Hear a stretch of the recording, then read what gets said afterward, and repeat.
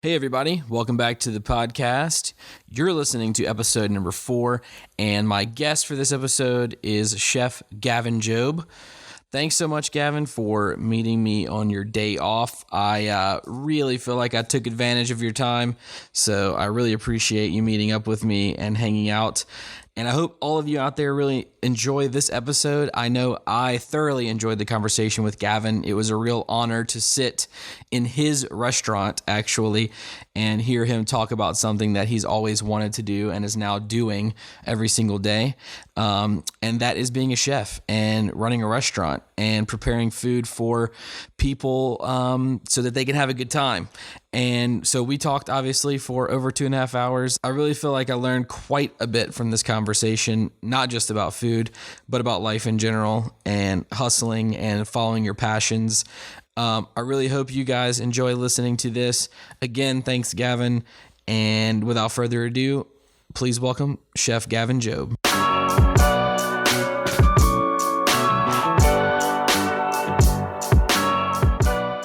So we are sitting in your restaurant. That's correct. That's pretty cool.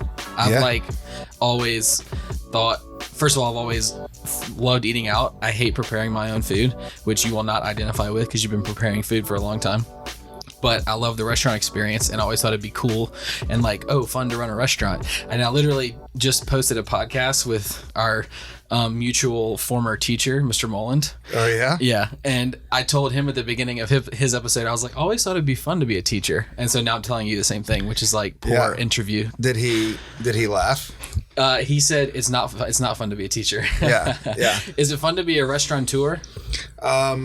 So being a restaurateur has its ups and downs. It's what I've wanted to do since I wanted to be a chef since I was 5 years old. I said it forever. I took a detour from that track for a little bit. I was convinced to go to college, even though I wanted just to go to culinary school. I'm glad I took the path I took. But yeah, I mean, restaurants are a blast when things are going well, which is rarely. But they're also the challenges are fun. Today's Monday and you're closed on Monday. So when we leave here, you'll lock up, and then tomorrow morning, what time are you waking up to come run the restaurant? So tomorrow I have to be in New Orleans for a traffic ticket I got crossing the causeway. So we have Nice. a spot in New Orleans. And when we first opened the spot in New Orleans, I got 2 tickets in a week crossing the causeway until I figured out you have to do cruise control on the causeway. Nice. But I hate speeding tickets, by the way. Yeah. I just paid one. Yeah. They're I've gotten the a worst. few. They're the worst. So I've got to be there. And then I'm going to our New Orleans location. We're rolling out a couple new menu items. The New Orleans location is just, it's a food, it's in a market with 8 other vendors. Pythian Market. Okay. We're in the CBD, and it's basically walk-up counter service. There's a computer, POS system, a pizza oven, and then we have our cooks. Nice. That's it. Very small menu. There's a few other people you can order from, and it's really just pizza. That's called Maribo Pizza. It's an offshoot of this, which is a full service. We're modern Italian, wood-fired pizzas, which is what kind of we're known for. To my chagrin, I would, yes, we sell pizza. We're not a pizza restaurant. We make all of our pastas in-house. We're a completely scratch restaurant. What's the moneymaker? Is the pizza the moneymaker? Pizza is the highest margin item for sure. Yeah, and we sell the most of that. Is it because just people like pizza, or is it because they think that Maribo's is pizza place? So pizza is the most popular food in America. Right. So it's not, there's no arguing that has something to do with it. Mm-hmm. I think we make a very good pizza. It took us a long time to be happy with the product we serve. We worked on it for a long time. You can't tell from looking at me through this podcast, but I'm clearly not Italian. So that was not the motivation to do Italian food. And really for me, even Italian. So I tell people all the time, people ask me to describe Maribo. You can't really say Italian food. It's too vague. Italy is super region specific. So like Northern Italy, what they're eating there, the diet is very different than Southern Italy. Most Italians in Louisiana are Sicilian or from around that area. And they eat, and it's really even Sicilian American. Like it's the red gravy, the lasagna. Your grandma cooked the gravy on the stove all day on Sunday. And we never wanted to compete against that. You're not going to beat anybody's grandmother. It's the same reason why I hesitated for a very long time in Baton Rouge to ever serve a gumbo, because that's like my uncle makes the best gumbo, or my dad makes the best gumbo, or I make the best gumbo. So you go to a restaurant and you get it. You're judging it against your own and against like tradition and history of what you grew up on. And very rarely is a restaurant going to win that battle. So for me, I would rather serve stuff that you're not going to get at home or that you didn't grow up on, so that we're not competing against your grandmother. I got no desire to do that. So for us, pizza, to get back to that, pizza is it's very popular because it's pizza. Even I say this all the time too, even bad pizza is pretty good. Like fast food pizza, Domino's pizza at Papa John's, none of it's terrible. Yeah. Like I've got pretty strong opinions. Like I don't like Papa John's, and I can tell you why. I don't like Papa I think John's. the sauce is too sweet. Yeah. I think the cheese they use is weird, and how it melts. It doesn't get like stringy. It kind of clumps up together. And everybody always references like the garlic butter. I'm like, yeah, then just go get Domino's and get some garlic butter from Papa John's, and then it'll be better than Papa John's. I grew up, my favorite fast food pizza was Pizza Hut, because I like how the bottom got crispy, almost like focaccia does. Our style of pizza is Neapolitan style, which is kind of the original pizza, Naples, Italy. It's where pizza came from. It's a thinner crust. To be true Neapolitan pizza, you have to be verified by the Council on Neapolitan Pizza in Italy. They've got a packet of papers. You have to meet all these requirements. You had to go through all this? We do not. We're not. Okay. I'm not claiming to be true Neapolitan. So if you use the name. If you say we're Neapolitan, you have to be verified by them. Italy is very, very strict on everything. Cheese, wine, pizza. They're very strict about preserving their heritage, and they're crazy, stringent about it. So we do Neapolitan style, but it's also a little different. We use a lower hydration rate in our dough because I want our dough to be a little crispier, so it's got a lower water content. We don't use the type of flour they say you should use because it costs 4 times as much, and especially if you have to import it from Italy as opposed to just getting it there. Is that like why they tell you have to use it because it costs 4 part times? of it? Well, and because you have to get it from Italy. Right. So if people in the U.S. want to use it and people in China want to say they're Neapolitan, then it helps Italy's economy to say, for you to use this, you have to buy this stuff from us. And so it's not all economically driven, but a lot of it is. And we tried, when we tried our dough recipe, which we settled on after months of trying different stuff and trying them side by side, we didn't think it made a significant difference at all to make it better. And if it was better, I would have charged you another $1 for the pizzas and bought the better flour, because the dough is the cheapest part of this whole process. So, a pizza dough cost me 10 cents. It would have cost me 30 cents. It's not like a massive difference. Yeah. I just didn't think it was better. What's the average price of a pizza at Mariba? So we charge between $10 and $14 for a 12-inch pizza. And then we do a very strong happy hour, which is 3 to 6 every day. Pizzas are all $7. Nice. And then beers are half price. That's draft and bottle. All specialty cocktails are $5. And then we offer a $5 red and white wine. So do that every day. And then Wednesday, all day. So Wednesday all day is happy hour. Nuts. Wednesday's Wow. nuts. Nice. It's our busiest day of the week as far as quantity of people that come through. Sometimes it's the busiest day overall, even sales wise. But that is even beating the weekend. Yeah. Wow. Yeah, I mean, sometimes So is that like something? What made you come up with all day happy hour? How'd you get there? I don't remember how we started that. We came up with it. Wednesday was just a pretty slow day. Like we're closed on Mondays. Tuesday through Sunday we're open. Tuesday is kind of slow, but everybody kind of accepts Tuesday being a slow day. Wednesday was dead. Like we'd get 6 tables, you know, and a lot of times, you know, people don't realize that there's times in the life of a restaurant, if you don't have a big advertising budget, you know, you open and you don't just crush it out the gate. Like there's going to be days where like you spend more money on paying employees than came in. And, you know, especially if you're not established, you don't have a track record, people don't know to come to your places. You know, and we're in a small town where once the initial wave of people come, when we first opened, it was nuts. It was crazy. Right. Everybody in Covington came, but they came for the first 2 months. And then, you know, we're just not going to be some people's thing. Understood. Also, we've changed a lot since then. We've gotten better at things we do. We've changed our price point a little bit. We were probably priced 10% too high at first. And we realized that and have slowly made price adjustments down, maybe even 15%.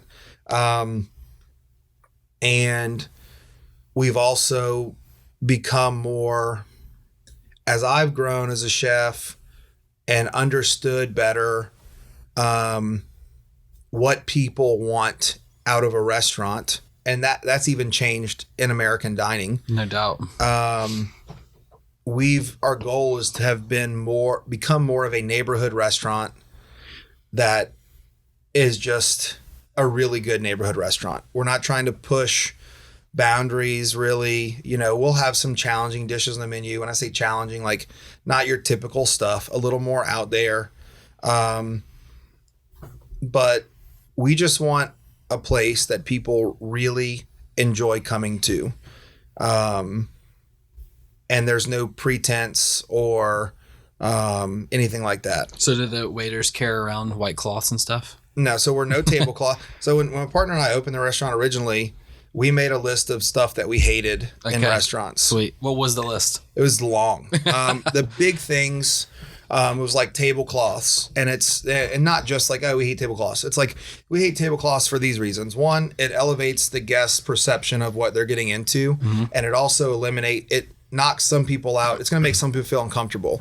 We want people to be able to walk in shorts and a t-shirt and feel comfortable. You know, I remember, I don't know why my parents allowed this, but for my sister's 16th birthday, I took her to New York. I was 18. We went to see Wicked on Broadway, and they let us go to New York, just me and her. And, you know, I was huge into food at the time. We're walking around New York City, and I'm seeing all these restaurants I had heard of or read about. And the internet existed, but not well. Yeah. So most of the stuff I read at the time was through magazines, or, you know, there's a few message boards I would look at stuff on. And, you know, a huge chef at the time was Bobby Flay. And he had a restaurant called Bar Americain in New York City, and Mesa Grill, and a few other restaurants. A lot of people know him only as like this TV guy, but he was actually hugely successful in New York before TV came about. So a lot of chefs hated him kind of because he like sold out and went to TV, but he was like a really talented chef in New York and brought some cool, unique like flavors, kind of like Southwest stuff to New York when that wasn't being done. So I knew who he was, and we're walking down the street, and I still remember what I was wearing. I was wearing like camouflage cargo shorts and an orange paintball store shirt. That's what I wore all the time. In the paintball days. And my sister, you know, it's raining outside. We don't have an umbrella, and we're like going from like overhang to overhang. Yeah. We look like drowned rats. And I see it's 10:50 in the morning. This is like, to me, one of the hospitality experiences that stuck out to me of my whole life. And I see him like, oh my God, that's Bar Americain. Holy shit. Like that's Bobby Flay's spot. That's the thing. And I'm like, I'm going to look they always have the menu posted outside in the little glass frame. So I'm looking, and I'm like, holy shit, that's wild. I'm looking. This is go back to America dining 14 years ago, 13 years ago. He has a Wagyu burger. That's not a thing that you saw 13 years ago. That started 8 years ago in where we live. That's when you started seeing that on like chain restaurant menus, Kobe sliders. You know, he had that. And I remember seeing that and being like, wow, like I knew what Wagyu beef was. Almost nobody in America knew what that was back then. I still don't know what it is. You know, it's a breed of cattle, right? Yeah. That's got some Japanese lineage, but it's, you know, known for its marbling and flavor, right? I'm like, man, I've never even seen that. Never seen it on a menu before. You know, I've certainly never eaten it. I'm like, man, that's so cool. It's like a $23 hamburger, you know? Nice. I'm just looking at their lunch menu. And back then, that's even more crazy sounding. Like now, everybody's seen a $20 hamburger in a menu now, but 13 years ago, that's crazy. true. You didn't, it was like burgers were $7. Right, yeah. You know, and so I'm looking in the window. They're not open. They don't open until 11. I'm looking in the window, and this maitre d' guy walks up. He's like suited, you know, and he opens the door. And I'm expecting to be like, hey, don't put your greasy face on the glass. And he's like, were y'all trying to dine with us today? And I'm like, oh, you know, like we're not really dressed for it. You know, like we're wet and gross, and you know, like you don't open for. He's like, come inside, and I was like, what? Like goosebumps. Like I'm about to go in this place, right? Like I've at this point since I've been like watching food television and cooking and like reading about this stuff for 2/3 of my life. You know, it's like really what I want to do. And he's like, y'all come inside. And I'm like, you know, like, are you sure? Hey, come inside. And I'm like, he's like, would y'all like to have lunch? I'm like, yes, sir. And he says, I'm like, but you could just like put us like in the corner or something. Like, and I literally like say this, and this guy walks us in and puts us at a table in like the very middle of the restaurant. Sweet.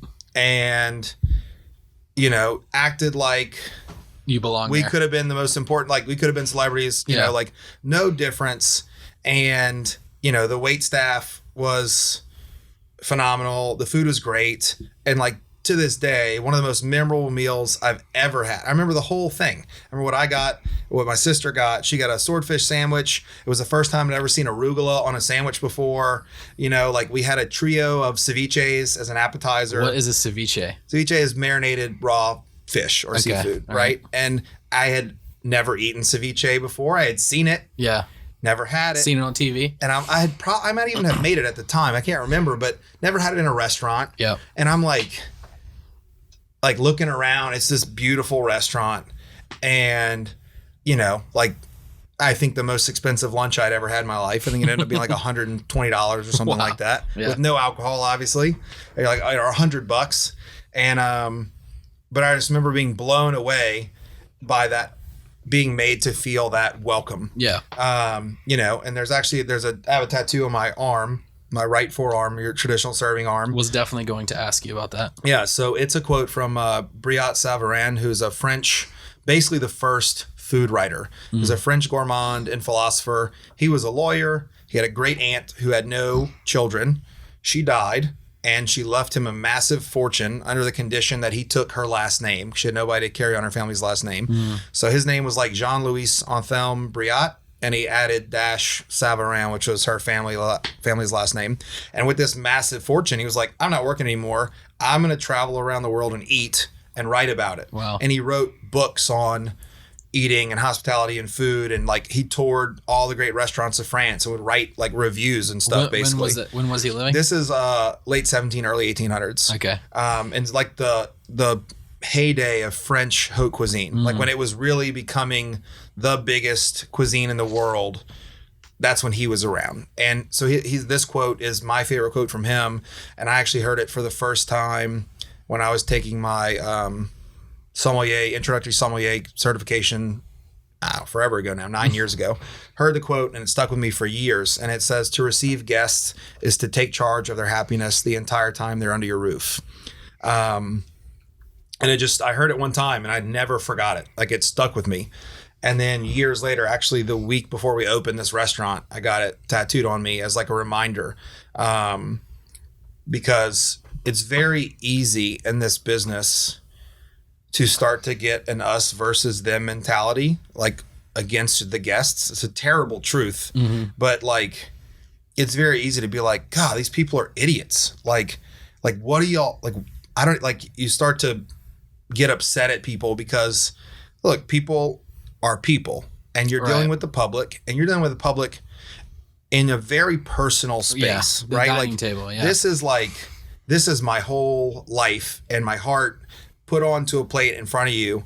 And like some people aren't going to like what you did, and they're going to say that. And sometimes you mess up and they shouldn't have liked what you done or what you did. And they, or maybe, whatever. There's so many different things that can go into making it where either they don't enjoy their experience or, maybe they just had a really bad day and they come in and maybe the hostess or the host at the front door,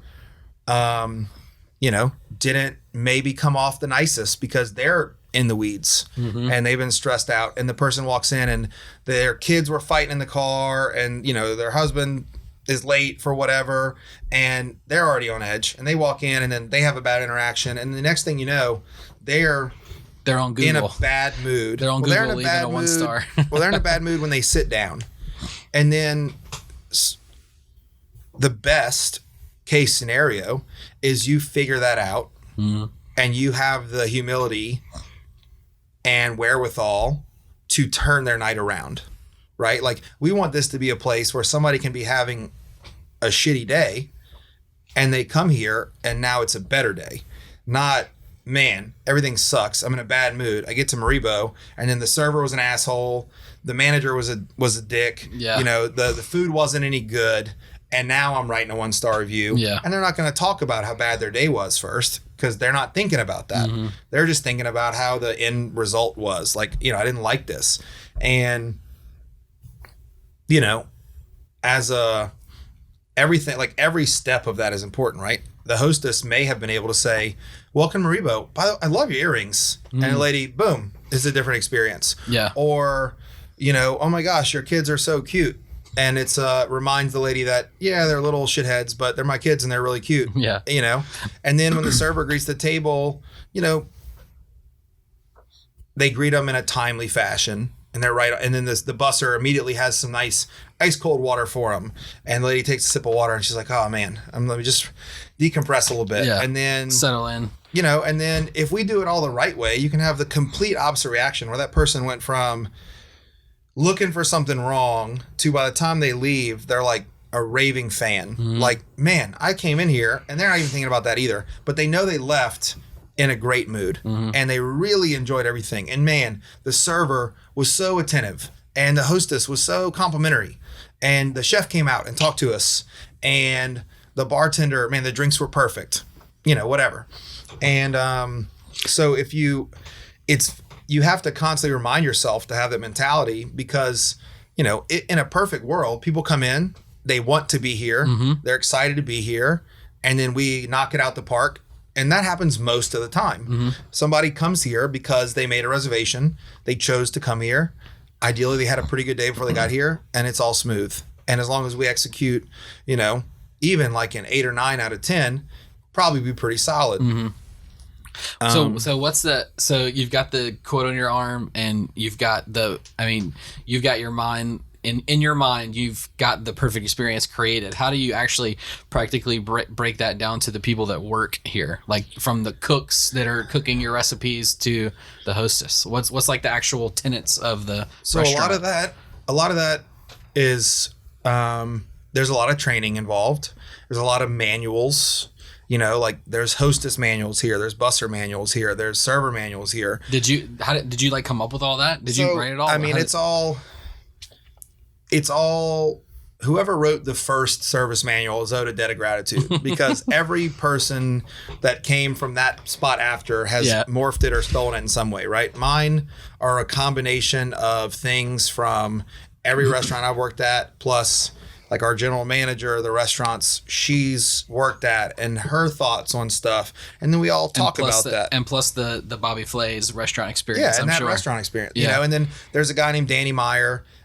Most people know Shake Shack, the burger chain. So he started that, but he more so than that, he started Union Square Hospitality Group in New York City years ago. He has a book called Setting the Table, and it's kind of like the Bible for hospitality in this business. Okay. Every manager that has ever worked for me in this business has gotten a copy of that given to them, or worked with me. I think it's brilliant.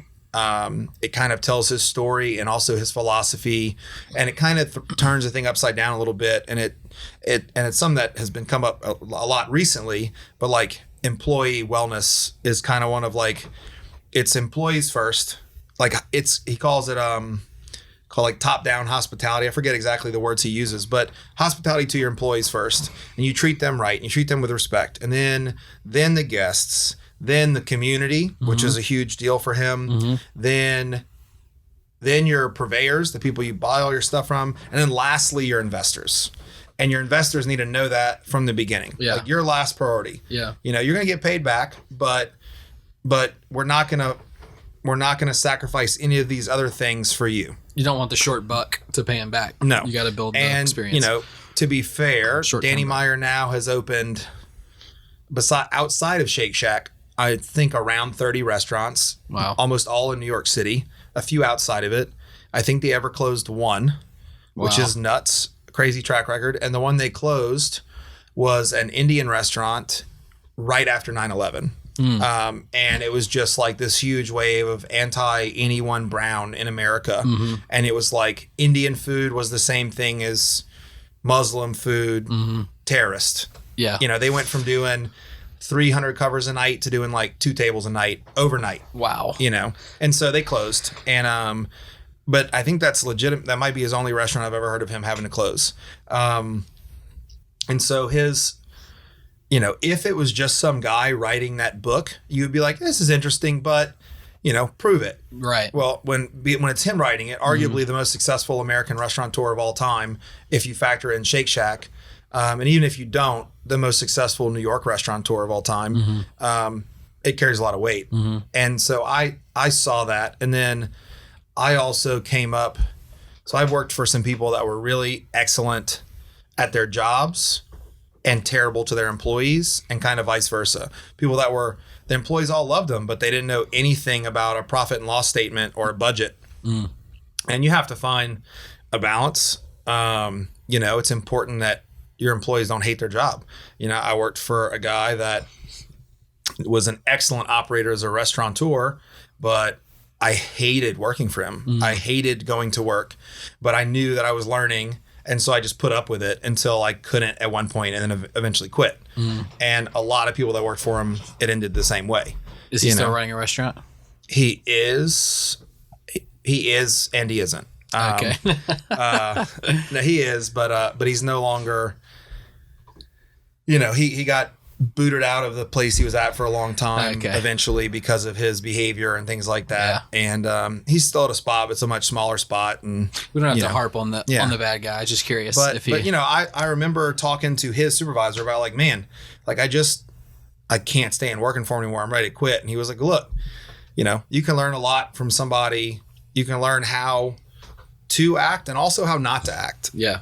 And so like for me at that point, I was like, all right, I'll stay a little longer, and I'm going to try to have that mindset too.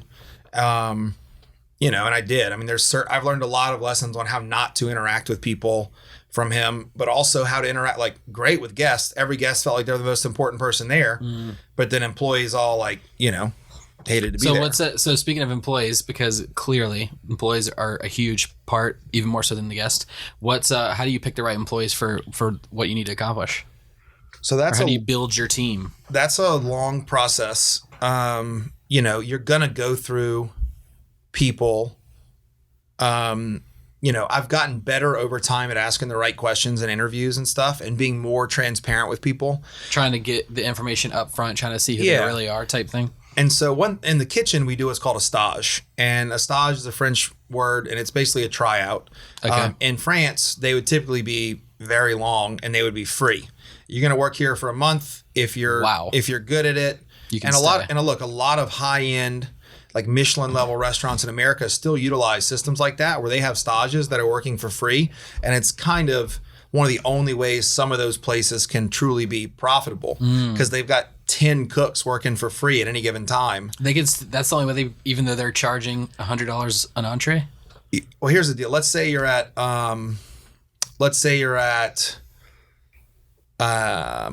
Robuchon in Las Vegas, 3 Michelin stars. I'll use that one because we were there one night. I asked the maitre d', I said, how many guests are y'all going to feed tonight? So we're going to do 120 covers. That's their max. That's all they ever do, is what he was telling me. I don't know if that's the case, but that's what he was telling me. And I asked him how many cooks are working tonight. There's 48 cooks working tonight. 48 cooks. So one cook. What the? Well, two cooks. I'm sorry, one cook for every 2 guests.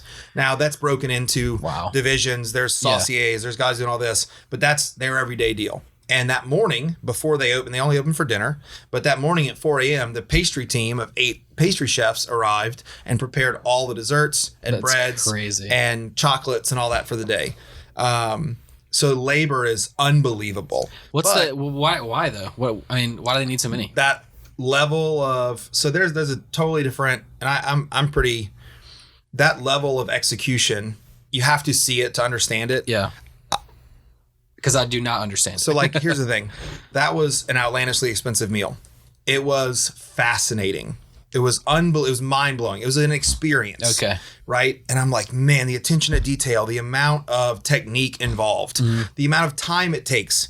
Like, I know. I'm like, the amount of time it takes to do that is staggering. And the fact that they're doing it is mind-blowing. Okay. Does it translate to being the most delicious meal I've ever had? No.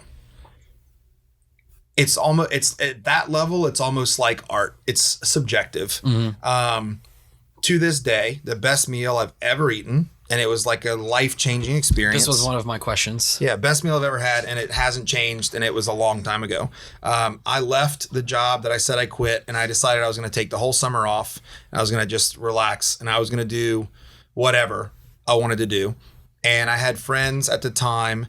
One had moved to Denver, one had moved to LA, one was living in Scottsdale, and had family around Texas I wanted to visit. So I was like, I'm going to take a road trip across the whole country, and I'm going to visit all my friends, and I'm going to eat at some places and whatever. So I took off, was in Denver for about a week, ate some fantastic, like, New Mexico style food, which is like a blend of Mexican and Native American. It's awesome. Like, fantastic, really great stuff. This same trip actually ate like the 3rd best meal of my life, and it's at so it's very, I'll give you the first and then I'll go back to the best, because the dichotomy is interesting. So then I'm going to visit my buddy. I know I'm going to visit my buddy in LA, and I'm like, man, there's this restaurant called Urasawa. It's a Japanese restaurant. It's sushi. It's omakase only, which omakase means that you don't order. The chef prepares a set menu every day. Nice. This is what you get. Love right? that. And it is a 14-seat restaurant. Wow. It's 8 seats at the sushi bar and a 6 top. Sorry, 10 seats at the sushi bar and a 6 top. 16-seat restaurant. They do 2 seatings a day. They do like a 6 o'clock and a 9 o'clock seating, or a 6 and an 8:30, something like that. And you have to make reservations way in advance. I'm sure. Yeah. It's, at the time, $495 a person. Wow. I'm like, I'm putting this on a credit card. I don't care. I don't have the money to eat there, but I don't care.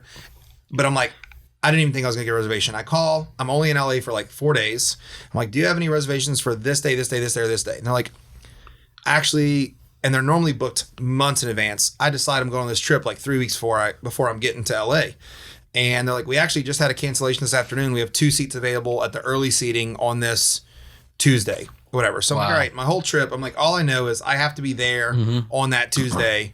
Everything else is that kind of up in the air. I don't really care about anything else. I call my buddy, who I'm going to be staying on his couch in LA, and I'm like, hey, will you go to Urasawa with me? And he's like, man, I haven't had a job for 2 months. The job market's rough out here. He's like, but I'll go with you if you'll buy. Yeah. Oh, he's like, no, you'll have to go alone. And I'm like, well, I'm not going to do this experience alone. And he's a big food guy, and he was a bartender that worked with me for a long time. He's got a fascinating life story and just a really cool dude. So I'm like, John, tell you what, I'm going to be sleeping on your couch for 3 or 4 days. I'll pay for your meal. I got to share it with somebody, you know? And so he says, okay. So I call the place back. I'm like, all right, I'm in, put me down. Here's my card number. They take your card number for the reservation. And make it there, barely make it there. I was supposed to be there 3 days earlier. My truck broke down in Colorado, had to get it fixed. Like, then take off back across, fly through Vegas just to say I went to Vegas. Went into Caesar's Palace, played 2 hands of blackjack, won like $100. I was like, all right, I won Vegas. This is at 5 a.m.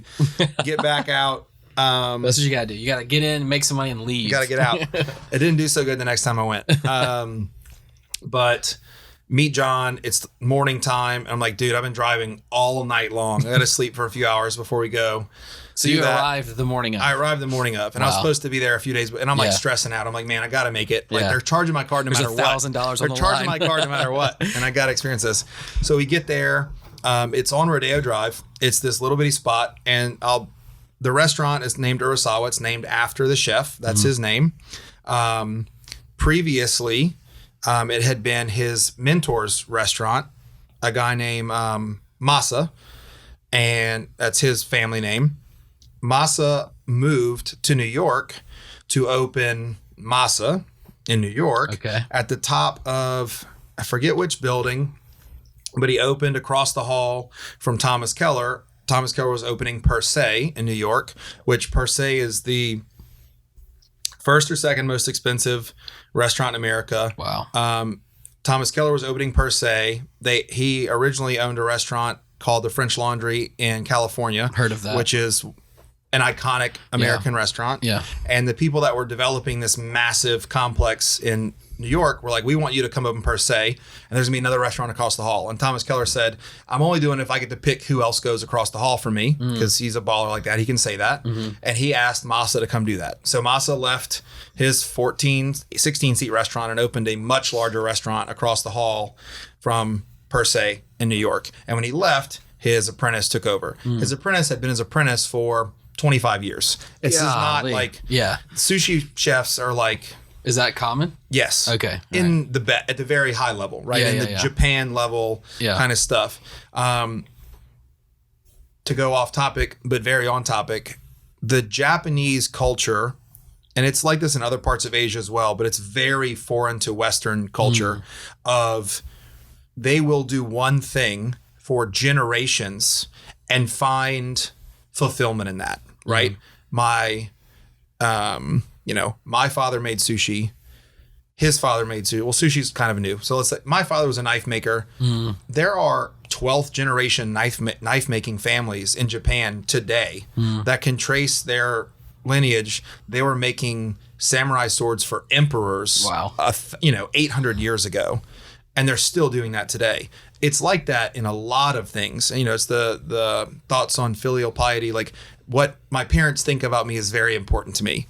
In America, it's like, we'll see very rarely like a third generation something. And we're like, whoa. Yeah, it's crazy. That's super normal back there. Really? And so if you think about,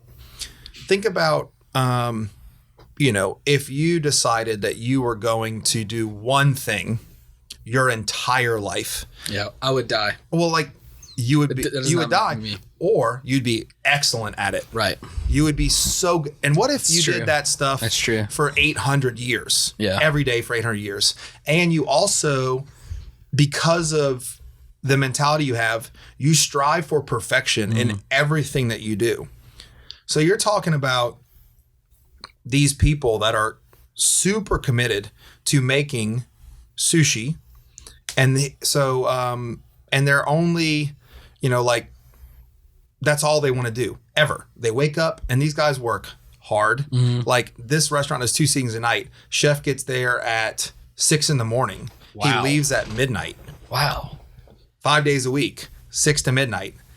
When part of his day is him talking to his buyers on the coast and in Japan, talking about, hey, what's the best stuff? All right, buy that. Send me this much of it. Part of it is prepping and all this. In this restaurant, it's the chef, his apprentice, who's been with him for a long time. He was also one of Masa's apprentices, but way further down the line. And there's his sister, who is like the front of house. She's pouring water and beer and sake if you order that. And then there's 2 guys in the back that are just like prep cooks. And when I say just prep cooks, those 2 guys are more skilled at what they do than 90% of other chefs in the world. Really? Like it's high level. And like you talk about like, how can you tell a chef's good? Like Japanese chefs in particular, their knife skills are unbelievable. Just the technique. Yeah. And then, so we sit down at this restaurant, we walk in and it's just the beaded kind of curtain. And they say, Mr. Jobe. And I'm like, this is wild. Like, yes, I guess. How do you know that's me? But yeah. sit down. We're seated at the end of the sushi bar. It's me and my buddy John, and they hand us a wine list. She says, there's no liquor served here. We only serve sake, and we serve white wine. Chef doesn't believe that any other wines or liquors pair with his food. And he also serves beer, right? So we're like, no, it doesn't serve beer. So, and there's only bottled water, because he's like, we only use this certain bottled water from Japan. Wow. And then, so I'm like, all right, cool. Bottles of water, like $12 a pop. I'm like, all right, we'll get 2 of those to start, or 1 of those to start. And they pour it. And, you know, you're in front of you is just like at most sushi bars, like a display case. But I'm seeing stuff that's like, I'm like, that's unbelievable. Like, I've never seen half of this stuff. Is it like the way they're working? No, like the product, the equipment, the product. Oh, the to product. Start out. Okay. You know, you see this fish and stuff, Just and I'm like, beautiful, wow. like quality, and you're like, this is like, I'm like, this is nuts. Like, this is the most beautiful, and that's where it starts. It starts with product quality, right? The price is that expensive, partially because you're paying for the chef's skill. You're also paying for the fact that this place is on Rodeo Drive, but you're also paying for the fact that like some of this stuff was swimming in Japan yesterday. Dang. And That's freshness isn't always best when it comes to sushi. Like sometimes it's just like we age beef. Like you can also age certain fish certain ways and things like that. But this guy's not skimping on the best stuff. If it's better to get it from Boston, he's getting it from Boston. If it's better to get it from Santa Barbara, 20 minutes away, he's getting it from Santa Barbara.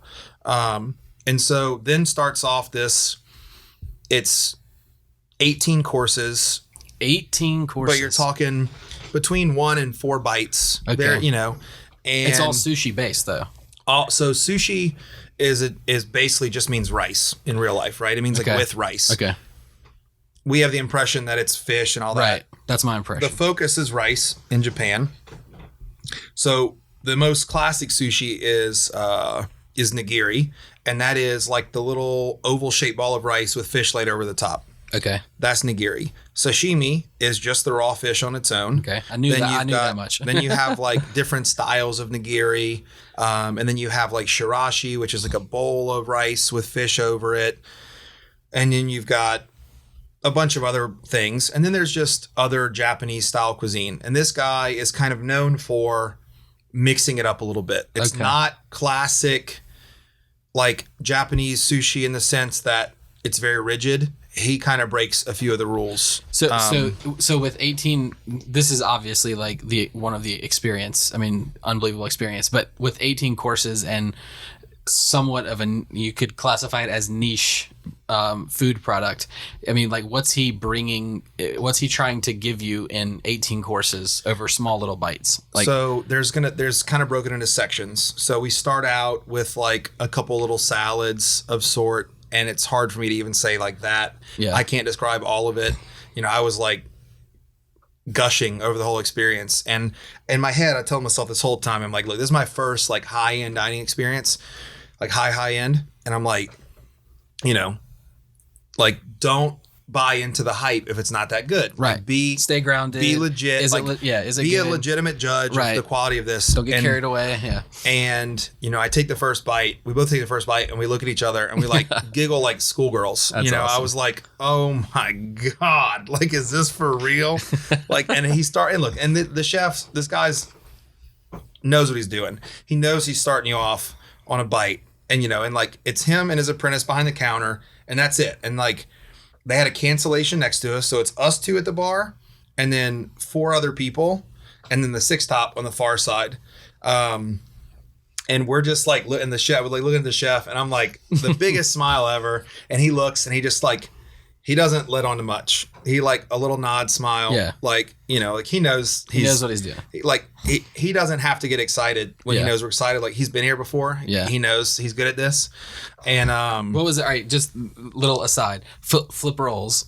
You've been doing this forever and you're preparing something you know is just unbelievable and you've done it a million times and then you look up and somebody's smiling, has a huge grin on their face. What would you feel? It feels great. Right. Oh, it's a fantastic feeling. So he was just kind of hiding it a little. Oh yeah.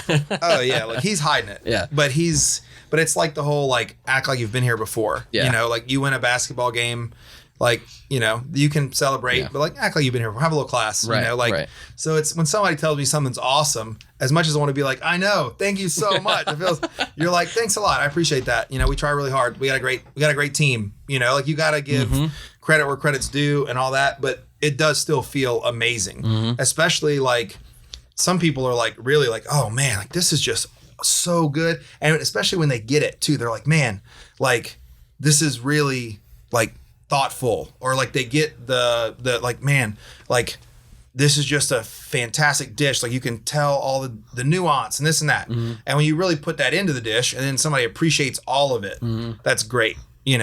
I tell people a lot, like I love when people use profanity to describe how good something is. Like I had an older lady, probably in her like 60s one time. She was like, fuck, that's delicious. Like at the table.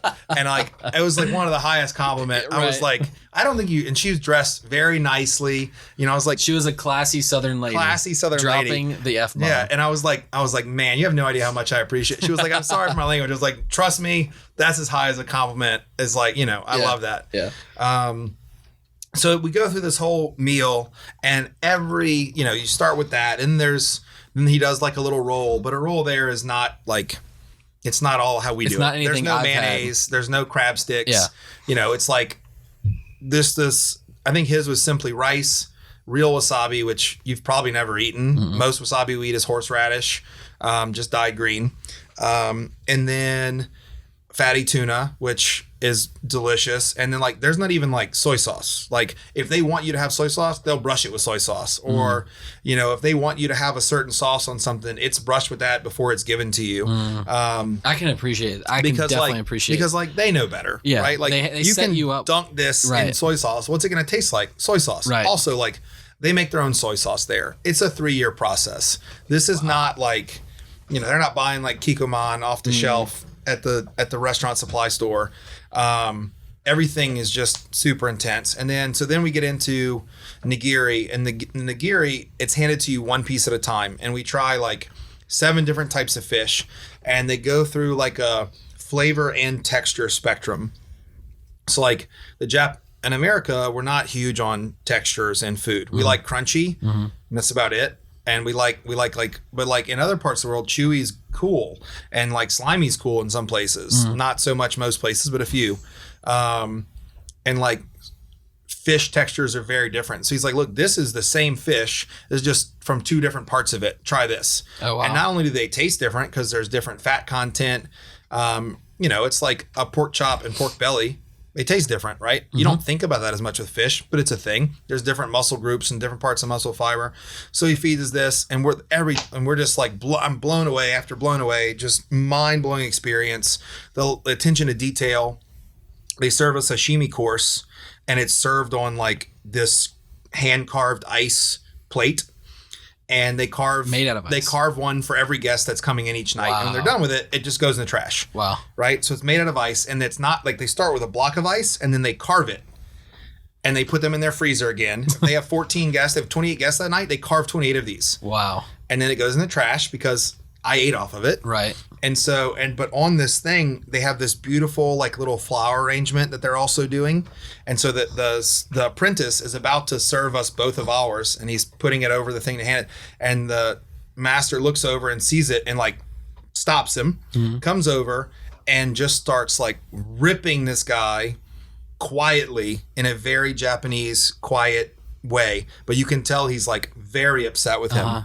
In Japanese or in English? In Japanese, okay. but like whispering. Yeah.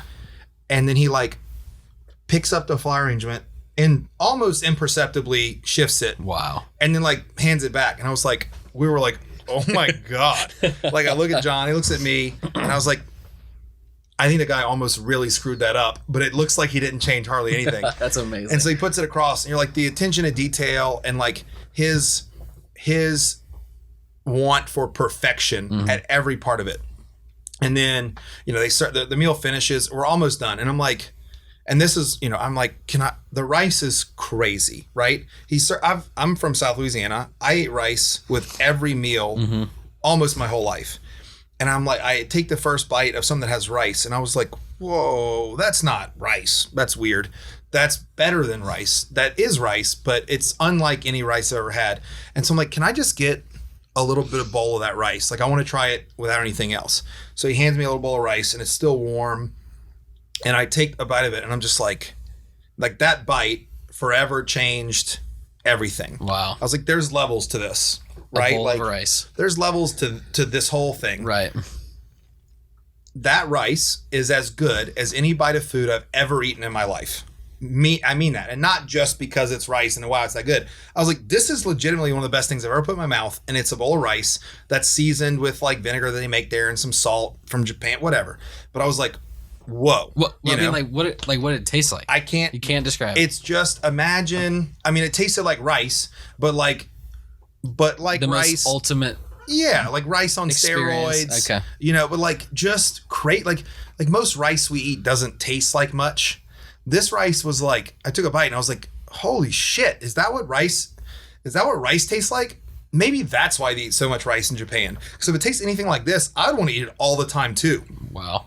You know? And for me, so that meal wraps up and I walk out and I'm like, we're standing on the street and I was just like, holy shit, that was unbelievable.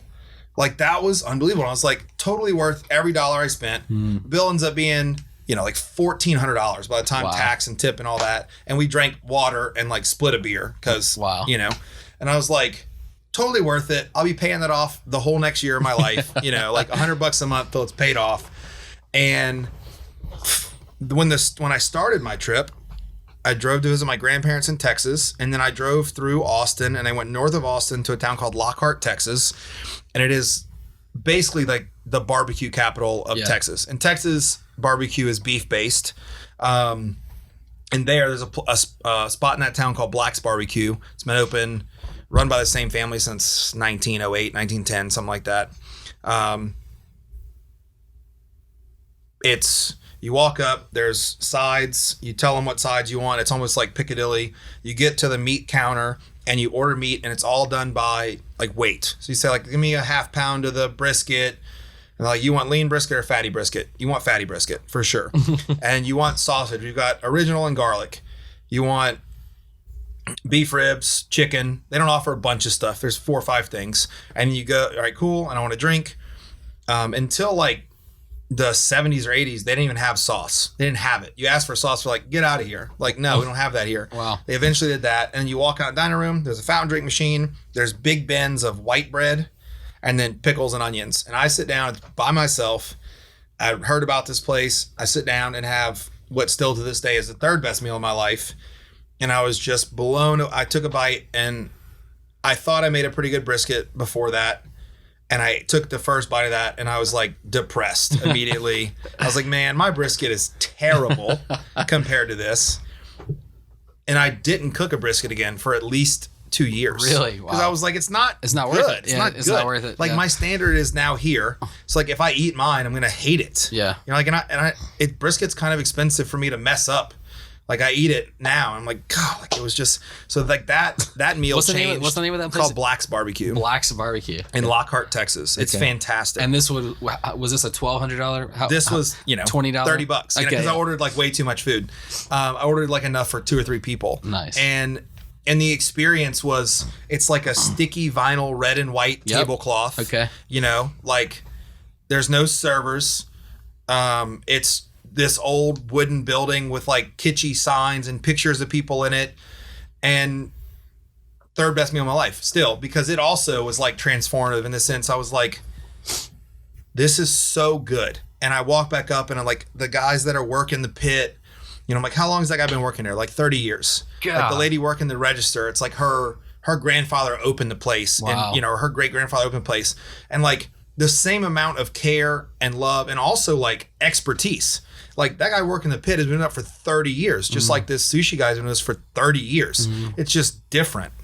One guy's doing this, one guy's doing this. If this Texas guy wanted to make sushi and had the same dedication he's had to this, it would be probably just as good, or vice versa. This Japanese guy devoted 30 years of his life to doing barbecue. It's the same kind of thing. Maybe he would do fish barbecue. Maybe so. And so for me, like an amazing meal or dining experience is very much about, it's just about, like people say like, oh, what do you taste? The love. It's the care. It's the devotion you put into it. You can make technically very good food and give people a great food experience and it be a very cold and unwelcoming place, which like I'll say like Robuchon, I felt like they didn't want me to be there. Like I was kind of in the way.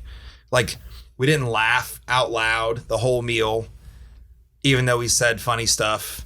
We felt like it was there was a lot of pretense, like you're in a very special place. Like it's a privilege for you to be here, right, as opposed to it's a privilege for us to have you here, which is like, like if you invite someone into your home, they're your guests, like which happens way less now than it did when we were kids. Like how often do people have company now versus when you were younger? Yeah. But like you invite somebody into your home, like your mom busted out the nicer stuff. There was no paper plates on the table. And it's because like we wanted to make you feel welcome and feel good. And we were also cooking like really good food and whatever. That attitude of hospitality is the most important part of this business, right? Like I love Waffle House. I love it. I loved it because as a kid, it was an open kitchen. You had to see cooks cook. Yeah. There's no open kitchens weren't a thing when I was a kid. Waffle House was the only open kitchen I'd ever seen. And you're seeing people cook in front of you. And I love cooking. I love watching them. Like, man, look at that guy just cooking eggs and flipping burgers and all this stuff is fascinating. And I've had dining experience at Waffle House where the lady is the sweetest, nicest lady ever. And she's like, how you doing today, darling? And blah, blah, blah. And you have a great experience. And, where the bill is $12. And, for me and my sister to eat at Robuchon, the bill was, over $1,000. And I walked out like, I could have not done that. It was a fascinating experience, but I didn't feel welcome. And that's like a travesty, right? This was which one was the? It's the one in Vegas, Robuchon in Vegas. Okay, got it. And it's 3 Michelin stars, and it's very much like Joel Robuchon died this past year. He's the most iconic chef of the entire 20th century. Upon his death, he had 32 Michelin stars that he held concurrently around the world. The number 2 guy in the world was like 12, something like that, right? Wow. And even that's nuts. Like Gordon Ramsay's got like maybe 7 or 8, and that's like a crazy, staggering amount. This guy had 32 at one time. Insane. Never lost one after he got it, which is all you can. Wow. It's a reevaluation every year. They can take it away, and just crazy. And I mean, he's obviously not cooking at all these places, but it's a note to like the legacy he's built. The people that are working for him are all the best in the world at what they do. All 48 of the cooks. Yeah, all, and at every restaurant, it's similar to that. And what's the? I mean, so the first sushi meal that you had was, by the way, I've been like not letting you drink your beverage. That's all right. So the first meal, the best meal that you've ever had was the sushi restaurant. The third was the barbecue place. What's it, before we go to the second one, that's like polar opposite meals in experience and in the food. What's like the common, we've established that they both did it for 30 years plus. It's just, first of all, it's for the food part of it for me is huge. Like the quality of the food, the taste foremost, right?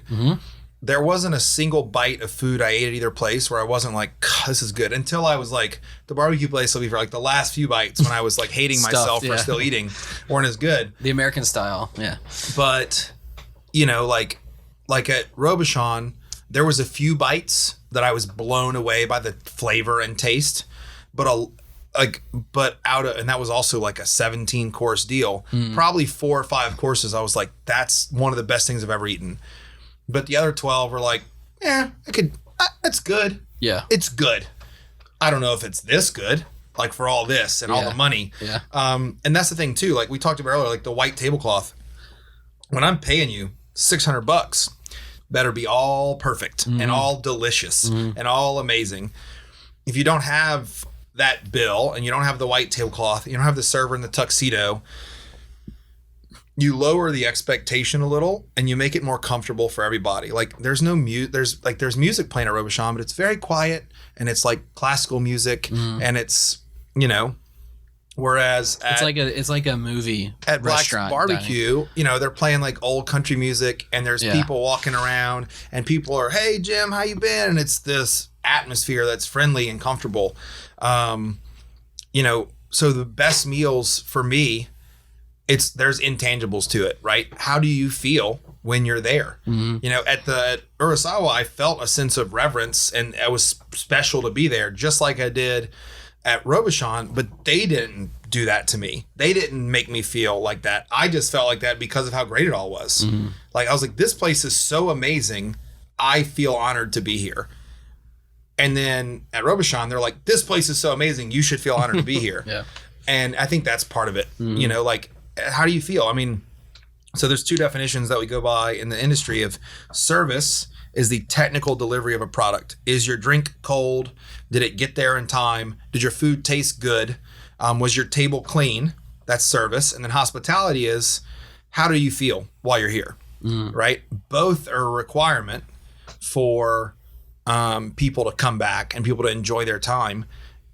I will go, me personally, I'm much more food driven. Somebody could be an asshole to me, and if the food and stuff is perfect, I'll probably still go back.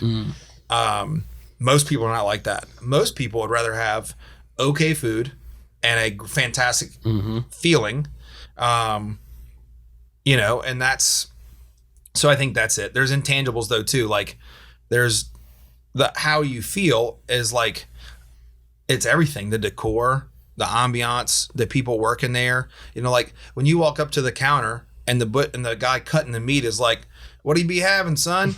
You know, or like, you know, "What do you be having, big man?" You know, ask you a question, and it's just, you're already disarmed. There's no like, I'm kind of nervous because like I've heard about this place for years too, and I'm like, he's like, "Well, you got to get brisket." I'm like, "Yeah, I want brisket." He's like, "You want fatty or lean?" I'm like, "I definitely want fatty." He goes, "That's damn right you do."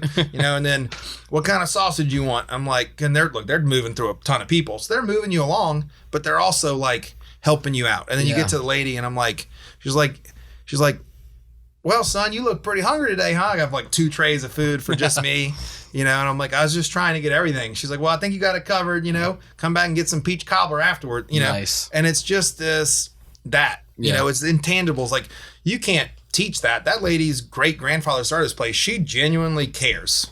She's not faking it. And people, more than people give people credit for, see genuineness in people, can tell when someone's being genuine. It feels different. You can fake it to some extent. You know, you having a bad day, you can come in and still put a smile on your face, but like, you can't fake caring for long. You know, like, I genuinely care that you have a great experience while you're at our restaurant, because that's what I am here to do. That's what we're trying to cultivate, you know? So like, if you have a bad experience, like when I get pissed off, like if we mess something up, we send out a bad plate of food or something that's wrong, or server forgets to greet a guest and the guest sits there for 10 minutes without getting greeted, I'm angry, not because they're going to write a bad Yelp review or whatever, but like, man, like, we're really letting these people down. Like, they're coming in, giving us their money and their time. There's a million other choices they could be at, and we're not doing what we're supposed to do. That's just so disappointing. You know, like, man, like, we're better than that. Why are we, this person is having a bad time now, and we invited them here to have a good time.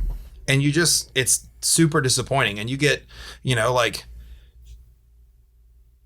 that's tough. And if you don't have that mentality, if you're like, take them or leave them, you know, like, you're not gonna cultivate anything. No. And so that's top down for the staff. Like, when you talk about how do you get that to your staff, they have to see it. You have to see like, that you care. And, you know, they have to see, it have to be constantly told. There, you know, there's manuals, there's that, there's, you know, them learning this stuff too. You know, we have a kid that's been working for us. We've been open 3.5 years. We hired him day one. You know, he's been a server, washed dishes. He's been a cook, you know, and a bartender. And he's, you know, he was 18 when he started here. He's 21.5 years old. I've watched him grow up, and he fully buys in. He understands how we feel about this. He understands our philosophies and what we want to do. And, you know, he delivers that most times. And that's part of it. You know, can you keep people here long enough for them to really get it? Because it's hard for people to get it right away, you know, because there's a lot of complexity to it. You know? So how do you, is it just they have to kind of get the experience working here to bridge the gap between the service and the hospitality? It's a little bit of both. I mean, in the training, we talk about it. Like, look, you might not, the hospitality part's easy, really. Like, if you take this to heart, like, we're trying to make these people have a great time. We're trying to make them feel really welcome here. If you're not excellent at timing the pacing and stuff of your tables at first, it'll be okay if they know you really care. If you genuinely care and you forget to ring in a beer and the guy waits a little bit for a beer and you're like, oh my gosh, I'm so sorry. And you're genuinely sorry and he can tell, he's probably not going to be that upset about it. And then if you let us know, we're still going to make that right by walking over and going, hey man, sorry about the wait on that beer. That one's on me. And we know that when we hire a new person, we might have to comp a few things because they're going to make some mistakes. And even though the guest is probably going to go, oh man, don't worry about that. You're like, no, we get it. We appreciate you being cool about it, but that's our mess up. We're going to take care of that beer. And that has to do with, like, you know, tell the staff, like, listen, you got to tell us when you mess up. It's okay to mess up. You're going to mess up. That's why we're here. If you never messed up, we wouldn't even need to have a manager here. Right. You know, like if you never messed up and everything was perfect, y'all would just be here and we just have cooks sending out food. If they were perfect, the food would never need to be checked or anything like that. And it would just be, you know, but we're all people and we all make mistakes. And so being able to address those and moving forward and like fixing that problem before it gets to like somebody having an overall bad experience. That's cool. Yeah. I want to hear about number two. Number two was a restaurant in Spain, and it kind of was in between those two spots. A place called Canatoneta, probably sat about 40 people. It's run by three sisters. One's a chef, one runs the front of house, one does some wine stuff. The building was in a house that their aunt used to live in. Cool. It's in a very little small village in Mallorca, like way off the beaten path. There's no cell service out there, where, like, at least for our cell phones. And you drive out there, and the food is unbelievable, but just super thoughtful. But like the most personal dining experience I've ever had, that like I felt like when I left, like I was legitimately part of their family. Like the sister who's pouring the wine is telling you about the food her sister made and how proud she is of it, and how this is the salt that or this is the olive oil that my uncle makes just down the street. Wow. And these plates you're eating on, there's a guy in the village who makes all these plates for us. And you know, this salt, my mom gets this seawater and like dries it out and makes the salt for this. And it was unbelievable food, you know, not crazy expensive or anything, but just the chef, it is like higher end kind of cuisine, but the chef, and you know, I always ask if I can like see the kitchen just because it's fascinating for me. And the chef just seemed to, like, they just get it, you know, like I sat down, from the time I sat down to the time I left, everything was just perfect. The service was warm and welcoming. And, you know, I think they fully, like, they were literally, hey, we're welcoming you. This is our aunt's home. We grew up in this home. Yeah. We're welcoming you into our actual home. This feels like my home. That was their actual home. Mm-hmm. And it's their like I say, this is my family. Like, I spend more time with most of my cooks and servers and people I work with than I do with my real family.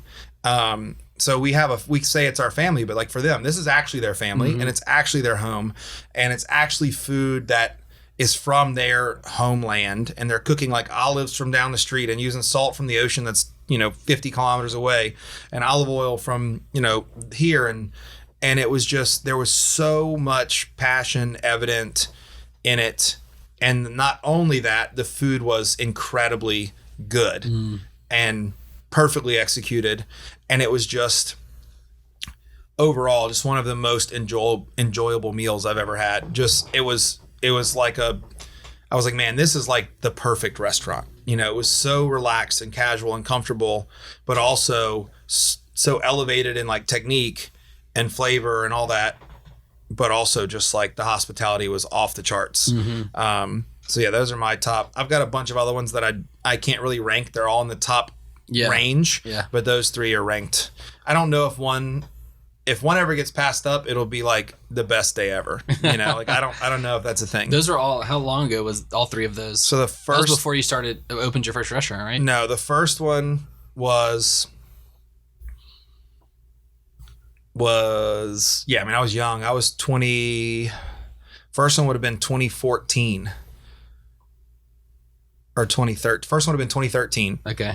2013, first 2, 1 and 3, and then the last one would have been last May of 2018. Okay, cool. So yeah, those first 2, like they're still up there. Yeah. You know, and I've eaten a ton of fantastic meals since then. Just none that have had. Those are also like that because of the impact it had on me. Of like, this is what's this is what's out what's there. Possible, yeah. Go ahead. No, go ahead. I was gonna say, what's the so like you being a chef is one thing, running a restaurant can be another thing. What's and then you've been talking about wanting to be a chef since you were a kid. So what's the bigger pull for you? Is it preparing the actual dish, or is it kind of cultivating the experience overall? So the food is certainly paramount for me. It's what's the most important. But as I've grown as a chef, I've realized that what's important for me is not necessarily what's important for the guest. Okay. So like I swore when we opened, I would never have chicken parmesan on our menu. Swore. I also swore we'd never have a Caesar salad. Swore. But you have both now. I have both now. They are very good versions of them. They're very different and unique from what you would get at another place. Mm-hmm. But that was my ego before. Like, I'm not doing that. You know, we had dishes on our opening menu and like subsequent. So we changed our menu seasonally. We're 3.5 years in. We've probably had 13 different menus. Not completely different, but probably about 40 to 50% of the menu would change with the seasons, which is a big undertaking. So like since we've opened, we've had, I mean, I don't know, 100 different dishes on the menu, maybe more than that. And some that have stayed the same. And then on top of that, all the features that we do, we've served 350 different dishes here. And like for a while, every night we had a land-based protein feature, a sea-based protein feature, and a featured salad. That was for like over a year. So we had 3 features a day for a year. I typically changed 2 to 3 times a week. So like in that 1 year, it was a prodigious amount of work to get all that done. Yeah. And we tried about a bunch of different stuff. But I started to be more aware of, not just aware, but also more like, look, this isn't just about you. Like there's a huge part of being a chef that is ego based.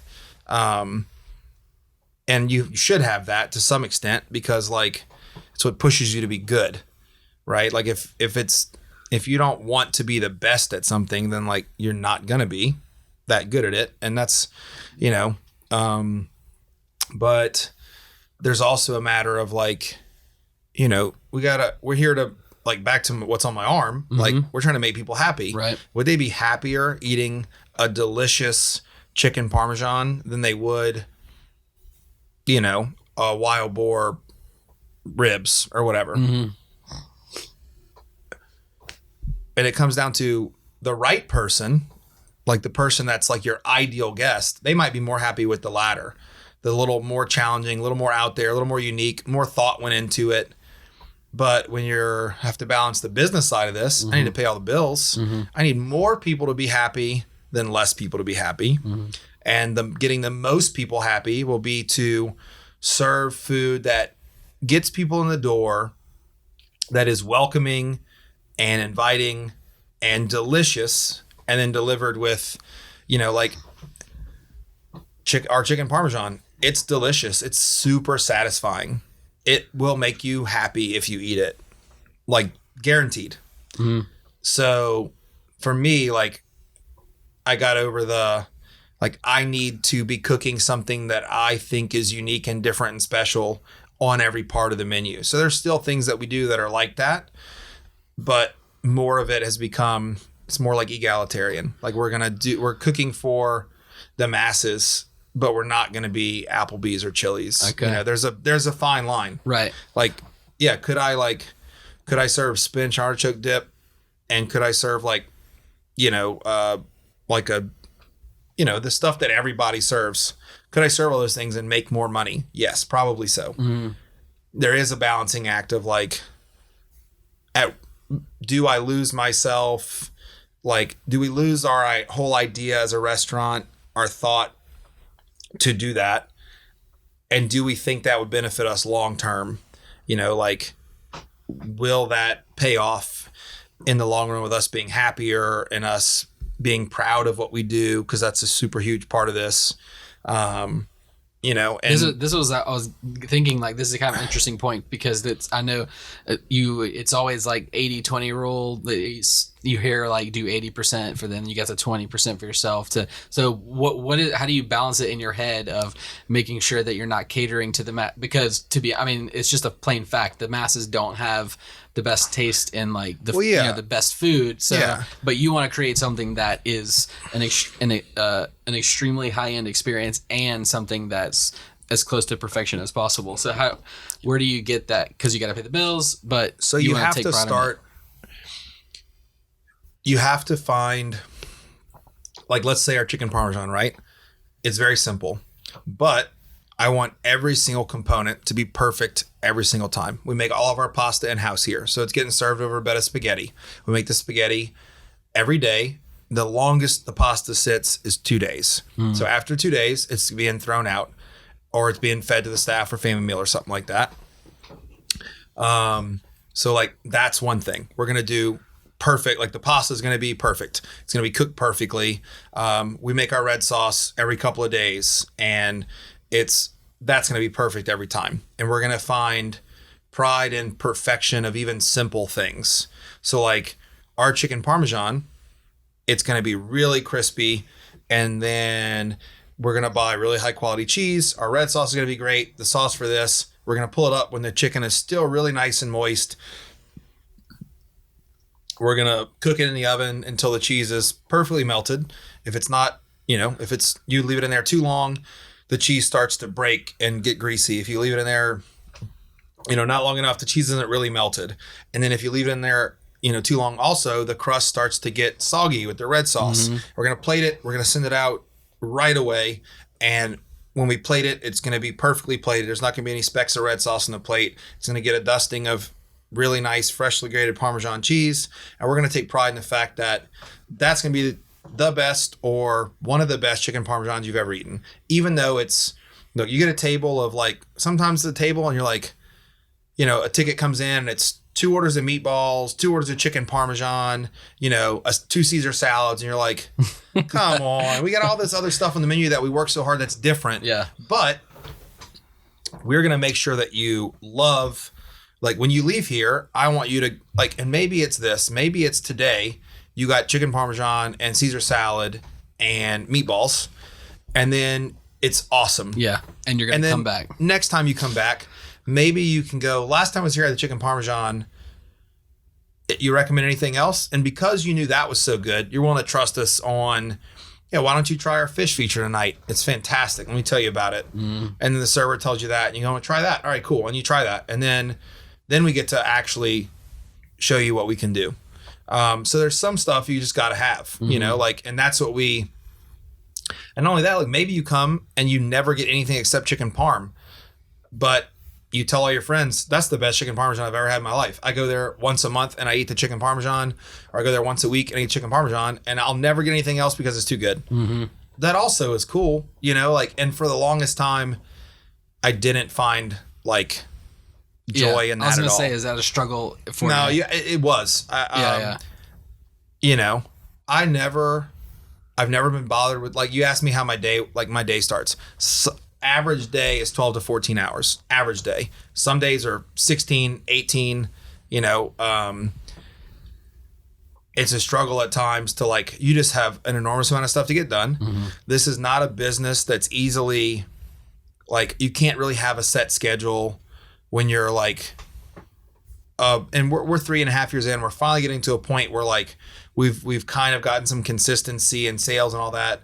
But for the longest time, you had no idea how your day was going to go. You might do 20 people, you might do 150 people, and so like you might go, all right, cool. I'm not going to work Wednesday morning or I'm not going to work Thursday morning, and then you're not going to work, and then a cook calls in sick Thursday morning. So now you're working Thursday morning, or you just get hammered Wednesday night and you're out of everything.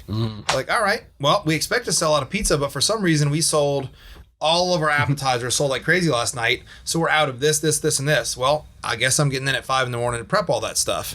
And so, like a typical like work week, I'm in at 6 a.m. at least 2 days. And those days I'll typically still work till 9 or 10. We close at 9, but you're not always leaving then. Sometimes I am. I have cooks now that have been working with me for a while that I trust to like, all right, cool, you're going to shut everything down. When I come in the morning, everything's going to be right. I can get started.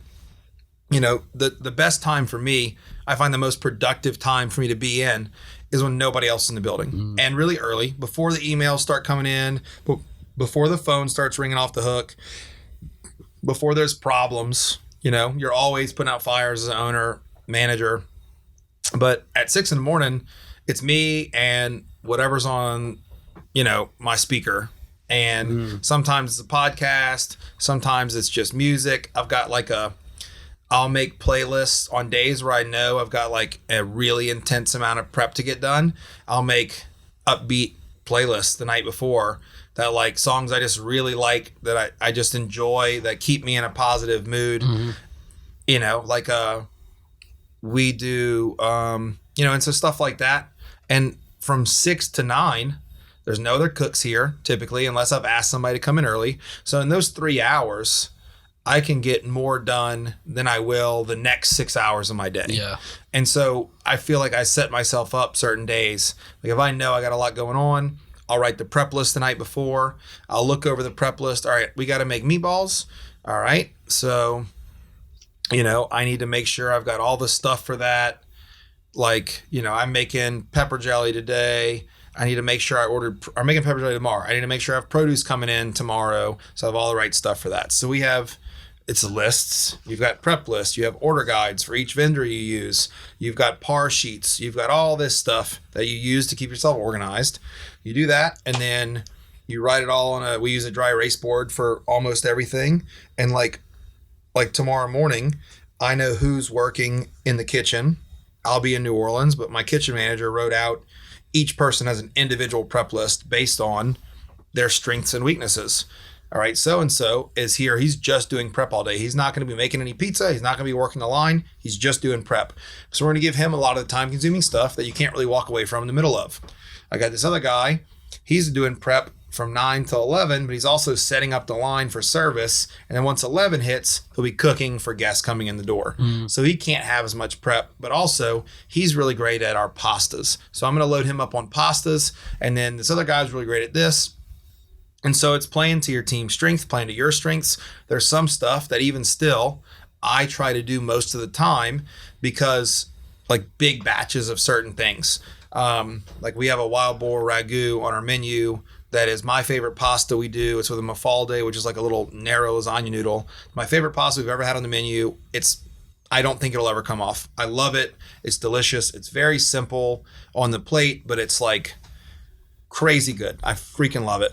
And when anybody asks me like I'm like, get that, try that. If you don't like it, like I'll eat it, like it's not like it's delicious. Nobody's ever not liked it. You don't trust me, get it. Just trust me, And so that dish I make, we prep like, 10 gallons of that at a time. And then we vacuum seal it and freeze it because it's like a 5-hour process it's like a 3-hour process to make this. But that's like if you're doing it all from scratch, like you got to grind the wild boar, you got to prep all the stuff. If you have everything prepped, it's a 3-hour process. Wow. If you have to prep it all, it's a 5-hour process. So I make that almost every time because if you mess that up, you messed up 2 weeks worth of that pasta sauce. Yeah. And it's also very expensive to like scratch that and start over. And the amount of time you know? And so I make that one. And also because I really enjoy making it. Like, I like cooking. I love the act of cooking. And so for me, this was another question too. Like, how much time are you cooking? Oh, I cook a lot. Okay.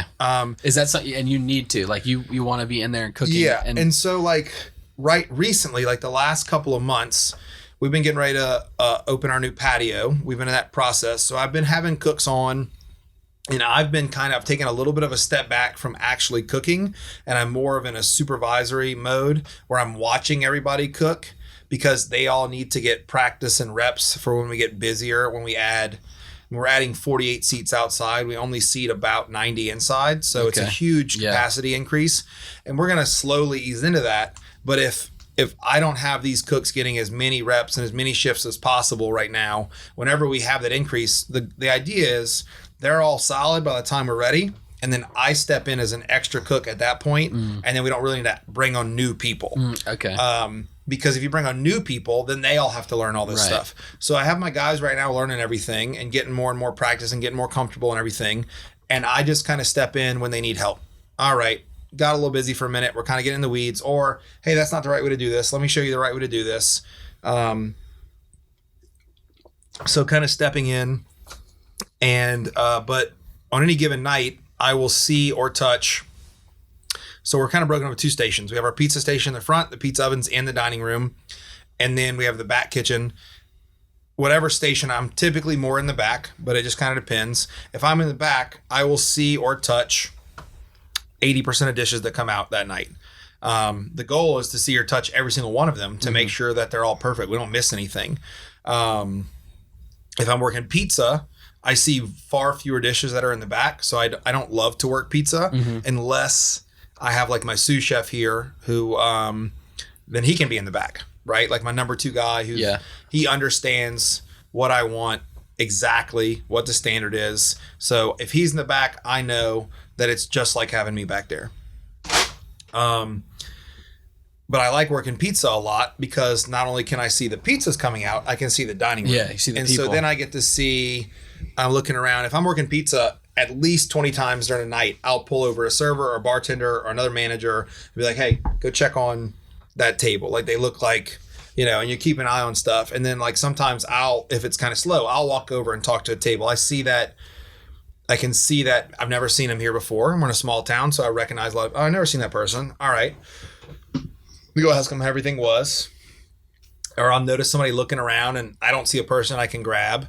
So like if somebody's looking around, they probably need something. So I'll go address it. Or maybe I see a person who's here every week and I'm going to go tell them thanks for coming in again and say hello. I mean, we have regulars now.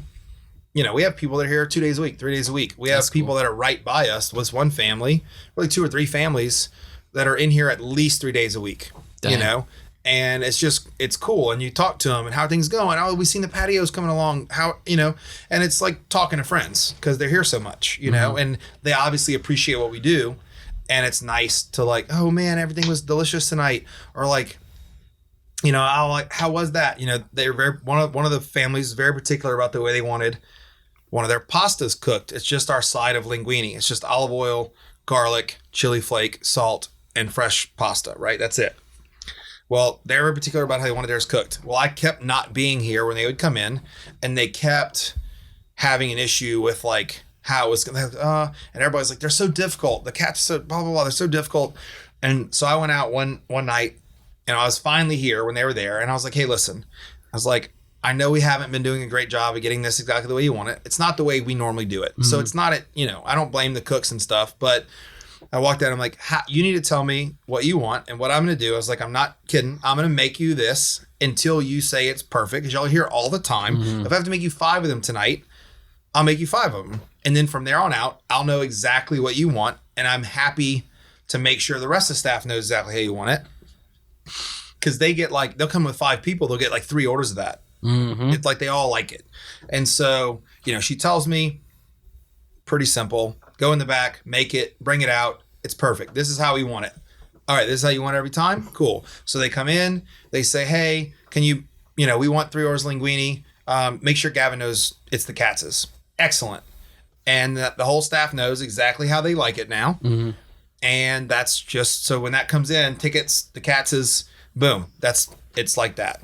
And so, like it took me like having that discussion to get it right. And they were still coming in, but they certainly had to have been getting a little frustrated that like we couldn't get it right 5 times. Right. And so seeing things like that, seeing somebody like kind of picking at their food, you're like, all right, so clearly they don't like that, and like get rid of the fact that I'm offended that they don't like something we made. maybe they didn't understand what they were getting. Hey, is something wrong with this? And look, sometimes we actually did screw up. Yeah, the fish is just really dry. All right, let me take a look at that. I'm gonna take it to the kitchen. I'm gonna crack it open. Yeah, who cooked this piece of fish? Hey, this is way overdone. They would prefer this pasta over here instead. So then I'm gonna go back to the table. Hey, look, pasta's going. Whatever that is. But that's why I love working pizza, because you get to see that, but you also get the good feeling of the restaurant's full. My absolute favorite thing to do ever, and it doesn't get to happen often because I'm busy, but when the restaurant is full, jam-packed at night, I like to walk across the street.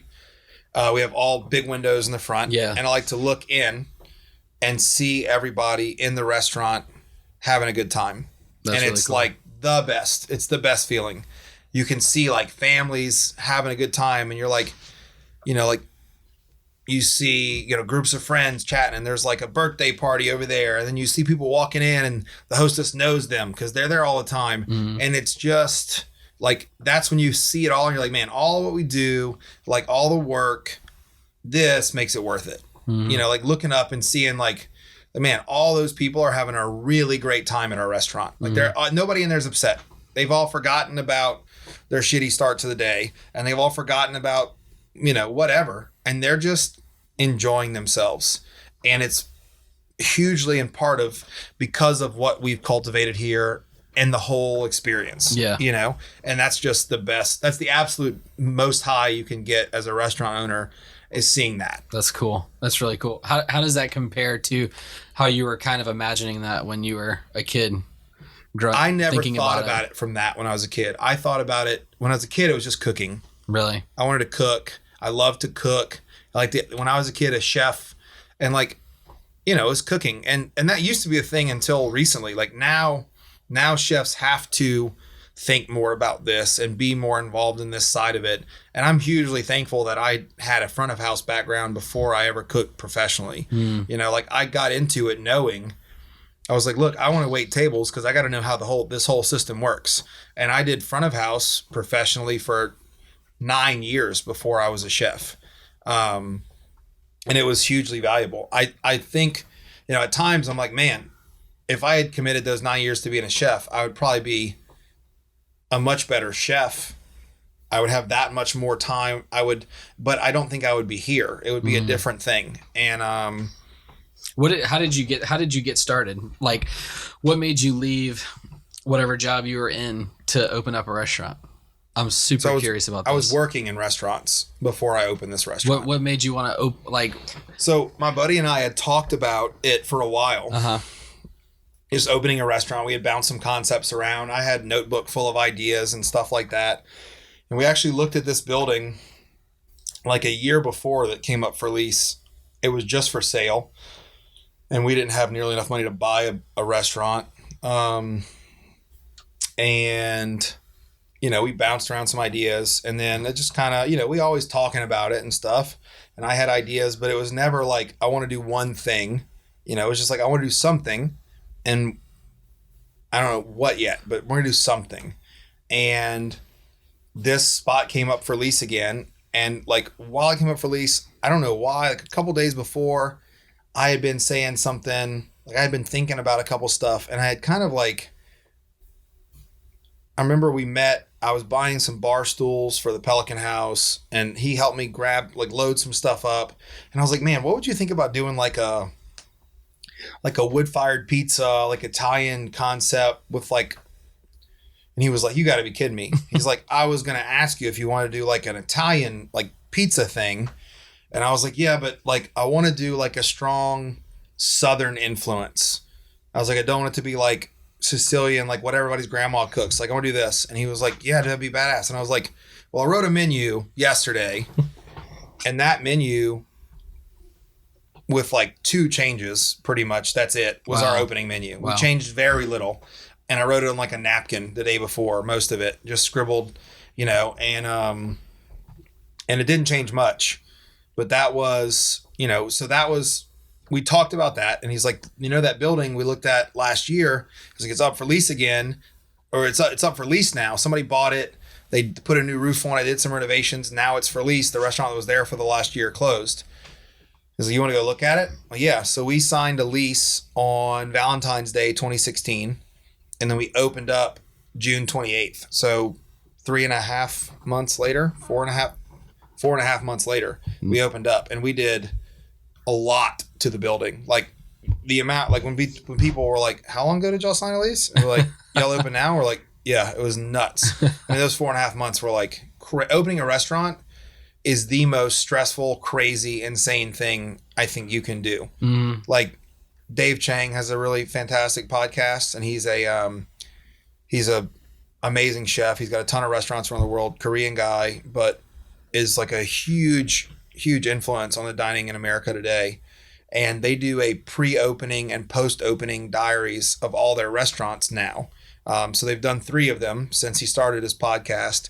And the weeks leading up to it, he interviews like the chef and the general manager and stuff like that. And then like weeks after, he'll do the same thing. And he's like, and it's crazy because the experience is pretty much the same at any level. Mm-hmm. It's crazy, stressful, pull your hair out, like this amazing optimism and hope and all this. And then like the real thing starts, and there's problem after problem and all these issues. And it's pretty fascinating, but really cool to hear because, your experience isn't unique, but it still kind of feels that way. Like if you don't know anybody else that's done the exact same thing, or you haven't talked about it, it feels, you're like, this is the craziest thing ever. Like, why would anybody do this? And then then you do it again, and that's what he talks about a lot. He's like, every time we open one, we're like, we're never going to do this again. And then, another opportunity comes up or whatever, and you're doing it again. That's cool. Yeah. What was the scariest moment before you opened this place up? I was going to ask, I want to ask that question. And then I was going to also, which you could do this one too. I want to hear about the worst experience, or the worst table that you've ever had here. But so we didn't get to turn our pizza oven on because of a fire marshal permit. The first day you didn't have a pizza oven on. And the day we couldn't turn it on until the day before. Wow. So we tested our pizzas. Like we had a buddy that let us use his oven one day. He had like a mobile wood fired oven, but like we didn't turn our pizza oven on until the day before we opened. Wow. And that was like, we didn't know, like the guy was like, you can't, like we had to get a conditional permit. It was a giant pile of like red tape. We had to get a conditional permit to open. They were saying they thought we needed a fire suppression system added, which is going to push things back like 2 weeks. We were out of money. Like we couldn't wait 2 weeks. We had to start taking money in. We were paying staff already. Had taken reservations, like all this stuff. And the guy was like, you can't open. And we're like, we have to open. He was like, well, open without pizza. We're like, we're a pizza restaurant. Like we can't do that. Also, several other items on our menu are supposed to be coming out of this oven. Turns out that ends up being okay, but we had a hole in our floor. Like they were redoing our subfloor 8 days before we opened. Like Dang. We had a 15-foot hole across the middle of our dining room floor like a week before we opened. Dang. So like it was a lot. Like it was a very stressful lead up. Worst table I've had? Yeah, tell me. Those are tough because I forget. Have you had anybody like throw something across a restaurant or anything crazy like that? We've had some drunk women get in a fight in the middle of the restaurant before. Wow. For a that's exciting. At lunch. At lunch they were drunk. It was a local school's mom's homecoming luncheon. So it was about 80 very intoxicated women drinking martinis at 11 o'clock in the morning. That is hilarious. And we had them breaking some glasses and trying to, we had to escort 4 or 5 women out of the building. Wow. One of the worst, we had a guy leave a review, wrote us a bad review on Facebook before he even got his food. From the table? He's sitting at the table. He's sitting at the table, said he hated the cocktail list. And this is on his post. Hate the cocktail list. haven't gotten my food yet, but I'm sure it'll be terrible. Like something like that. And we're like, what? And like, we're looking, there's not that many tables in the restaurant. It's like 5 or 6 p.m. We're like looking around and we recognize the guy and we're like, what? So we walk over to him. Me and my partner was like, hey man, like, is there something wrong? And he's like, I don't know why you're standing over me, threatening me. And we're like, okay, like, I don't know what's going on. And I was like, what? It was just wild. And like the rest of the people at his table were like mortified by his behavior. So they didn't know it was. They had no clue that he was. And we're like, look, man, like you just said, like, you haven't even, like you said the whole cocktail list was terrible. You had one drink, you know, like you said you haven't gotten your food yet, but you're sure it's going to be terrible. Like, you have some vendetta against us? Like, did we do something to you that we don't know about? Like, we offend you in any sort of way when you walked in? And so that one was kind of wild. It just sticks out because it was nuts. That is bizarre. But, you know, like, there's some bad tables, but I try, like, you know, like I said before, like, I kind of have changed my mindset to, like, it's almost just like with anyone. Man, people don't Somebody's still calling. We're closed on Mondays. What time is it? 8:20 on a Monday. Wow. You know, like people, I just assume that if you're an asshole, that you probably had a bad day or that somebody else hurt you prior in life. Yeah. And that it's not your fault. Especially if you're leaving a review before you even like finish the experience. People look, we don't get a ton of bad reviews.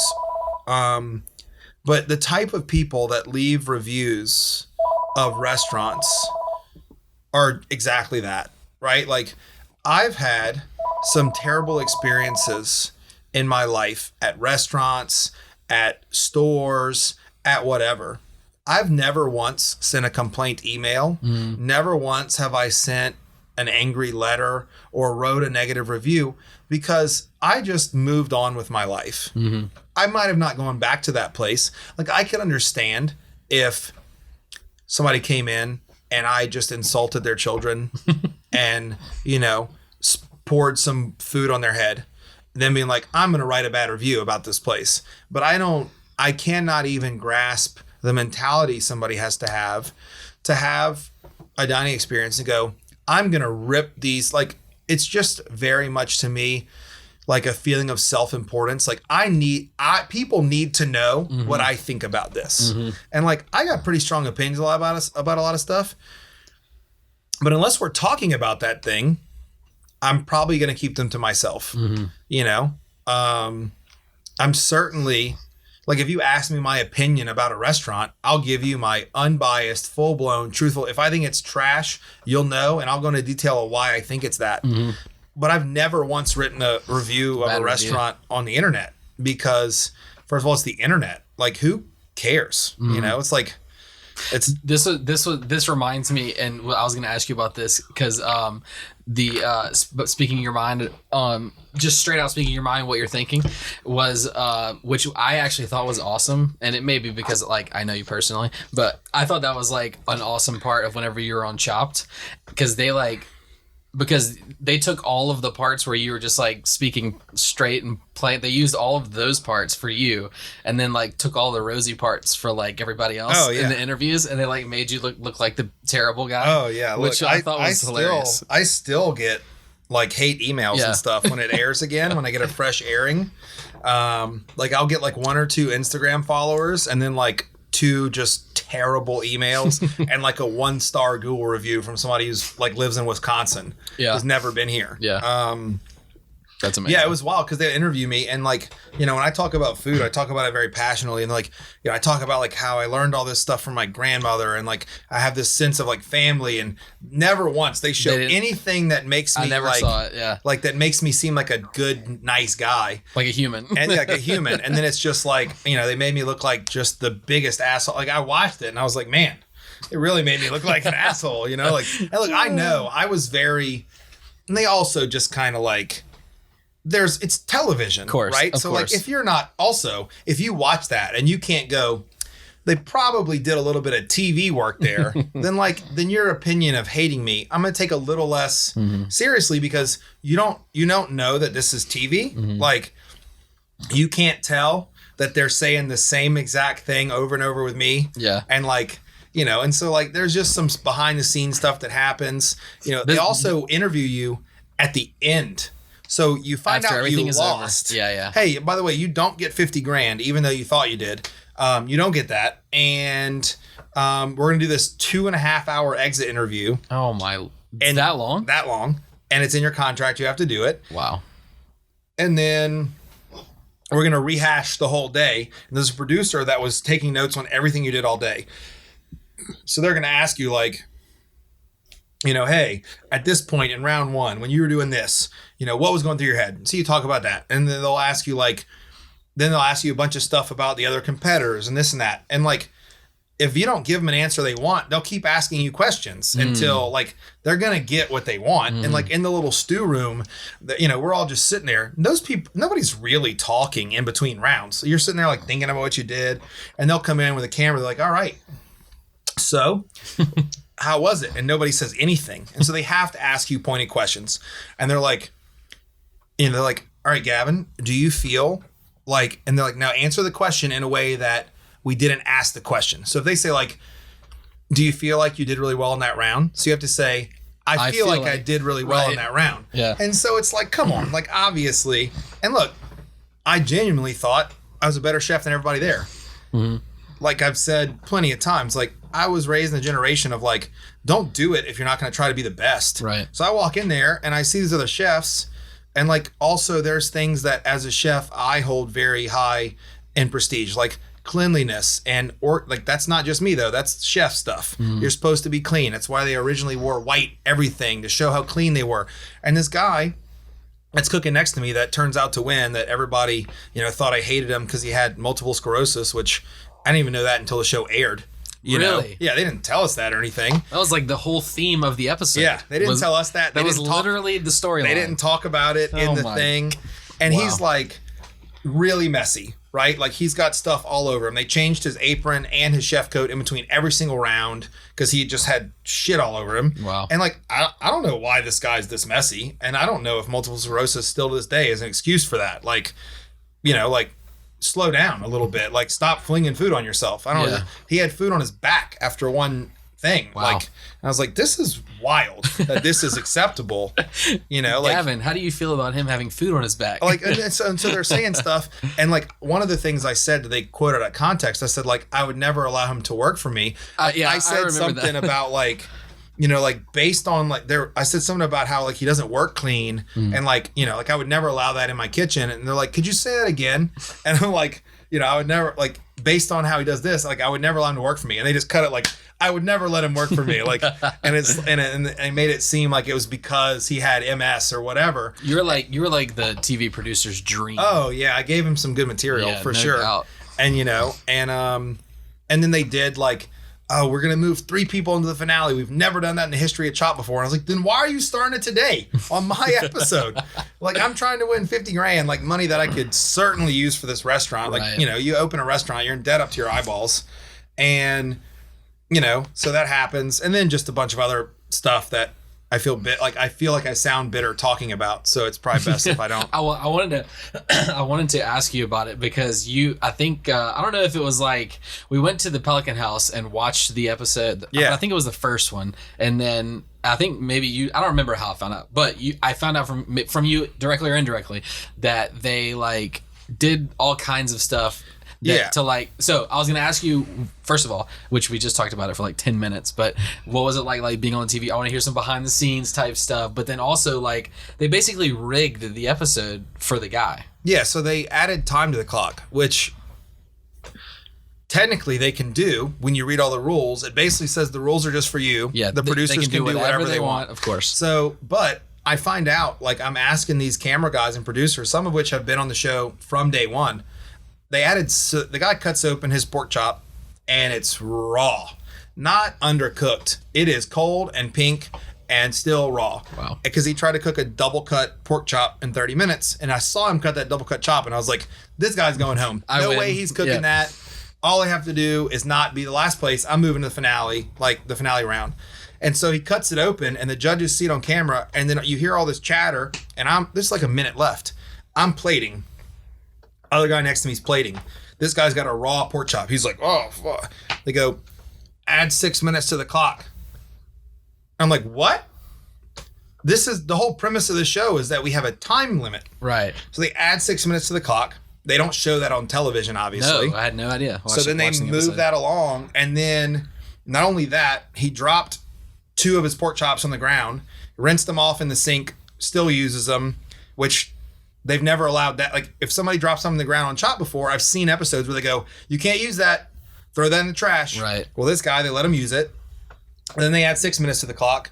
And then on top of that, they move 3 people into the finale round when clearly there wasn't supposed to be that way. Right. And so I was just like, I'm sitting there, I'm like, this is wild.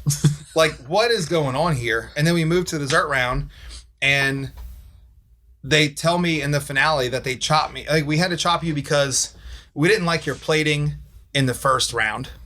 And I was like, right. What? Yeah, I remember that. I was like, you're chopping me because my plating in the first round? Like, every deal, your interaction with the judges is like, it's fairly long. You have like 5 minutes almost with each judge on each course. Wow. They're talking to you. They're like giving you real feedback and asking you, hey, why'd you do this that way? Why'd you do this? What was your thought process behind this? And so I've got an answer for everything. So we're talking and this and that. And the feedback was really overwhelmingly positive on every one of my courses, except for one of them said they didn't like the plating on the first one. And I was like, look, like, I think you're wrong, because negative space in plating, just like in photography, blah, blah, blah, is important. And one of the judges is like a Michelin star chef. And I'm like, Alex, I know at your restaurant, y'all use plating. Oh, you said this to him like this. In the... Yeah. Wow. I was like, I know that y'all use, like I've seen pictures of food at your restaurant. Like, this is not like some crazy thing. Like, I basically had a big plate and I had all the food in one little small corner of it and a lot of negative space, like a little bit of sauce. And I thought it looked beautiful. I was thrilled with it. And then they're like hammering me on the plating. And I was like, whatever. Y'all can be, it's okay to be wrong. That's fine. Yeah. And in the thing they're done, they're like, well, Chef Gavin, this and this, what it came down to, we just thought the plating in the first round was a little off. And I was like, what about this guy's dirty raw pork chop? And and so it was kind of wild. And of course, like, I didn't really, you can't like get online and talk about it. Right. Like, these guys that robbed me, and you just look bitter. Like, even right now, I sound, even right now, I sound, bitter. And so people would like say stuff online, like, I mean, I was very hated. Gavin hates on the Twitter. guy with MS. Yeah, no, I went through and like saw Reddit some, and I was like, me. Oh my god, people are hating him. People would tell me like, I hope your restaurant goes out of business. Yeah. I hope your kids get MS one day. That's like, ridiculous. Stuff like that. And I was like, whoa, man, these people. That's like, so, I mean, obviously reality TV isn't reality. Yeah. So we've again established that, but I would think that a cooking show would at least have some rules kind of around cooking. You know?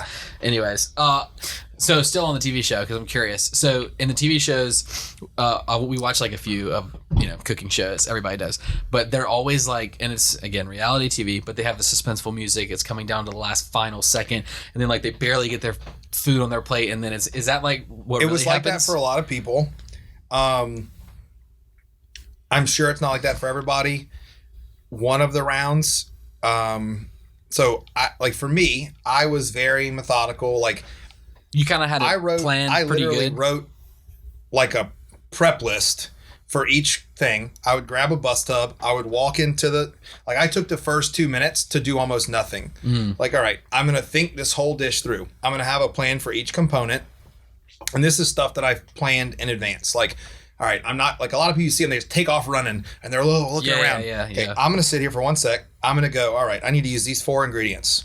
How am I using all 4 of them? Okay, does that work in this time frame? Does that work as a cohesive concept? And then if it's the second or third course, does it work with the rest of the meal? All right, cool. That's what I'm doing. Now I go in there and I know everything I need. I'm going to slowly and methodically get all that stuff, because being methodical and a little slower is way better than running around like crazy and not getting, getting food on your back. And then you realize that like, oh, I didn't get this stuff I need. I didn't get that. And so I turn, all right, I need to get water boiling. Let me turn the heat up on this. I need to get a pan hot. Let me do that. Now I'm going to go get this stuff. And then there's a clock, looking at the clock. I also know from cooking for a long time how long it takes me to do certain things. I need to clean 3 artichokes. I can clean artichoke in a minute. Cool. I can clean these 3 artichokes. I need to break down a chicken. I know I can break down a chicken in 1 minute and 14 seconds, whatever. And I do a lot of that stuff to time myself because like I do this stuff so much sometimes that it gets a little boring. So if you don't, like sometimes me and my sous chef will be like, all right, you want to see how fast we can do this? Yeah. And it's just like to make things a little more exciting at work. So, we do that. I do that. And at the end of most rounds, I was plated. Here's what you got to understand too. The judges are eating your food cold no matter what. Okay, that was another question that They're eating your food cold no matter what. That's got to suck. They're used to that, right? They know. Okay. They might, if you have a sauce that like is like a butter-based sauce, they need to try hot. They might get up and taste it while it's on the stove after the round's over. But almost always they're trying your food cold, which means if you're smart, you can plate stuff 1 second in. It doesn't matter.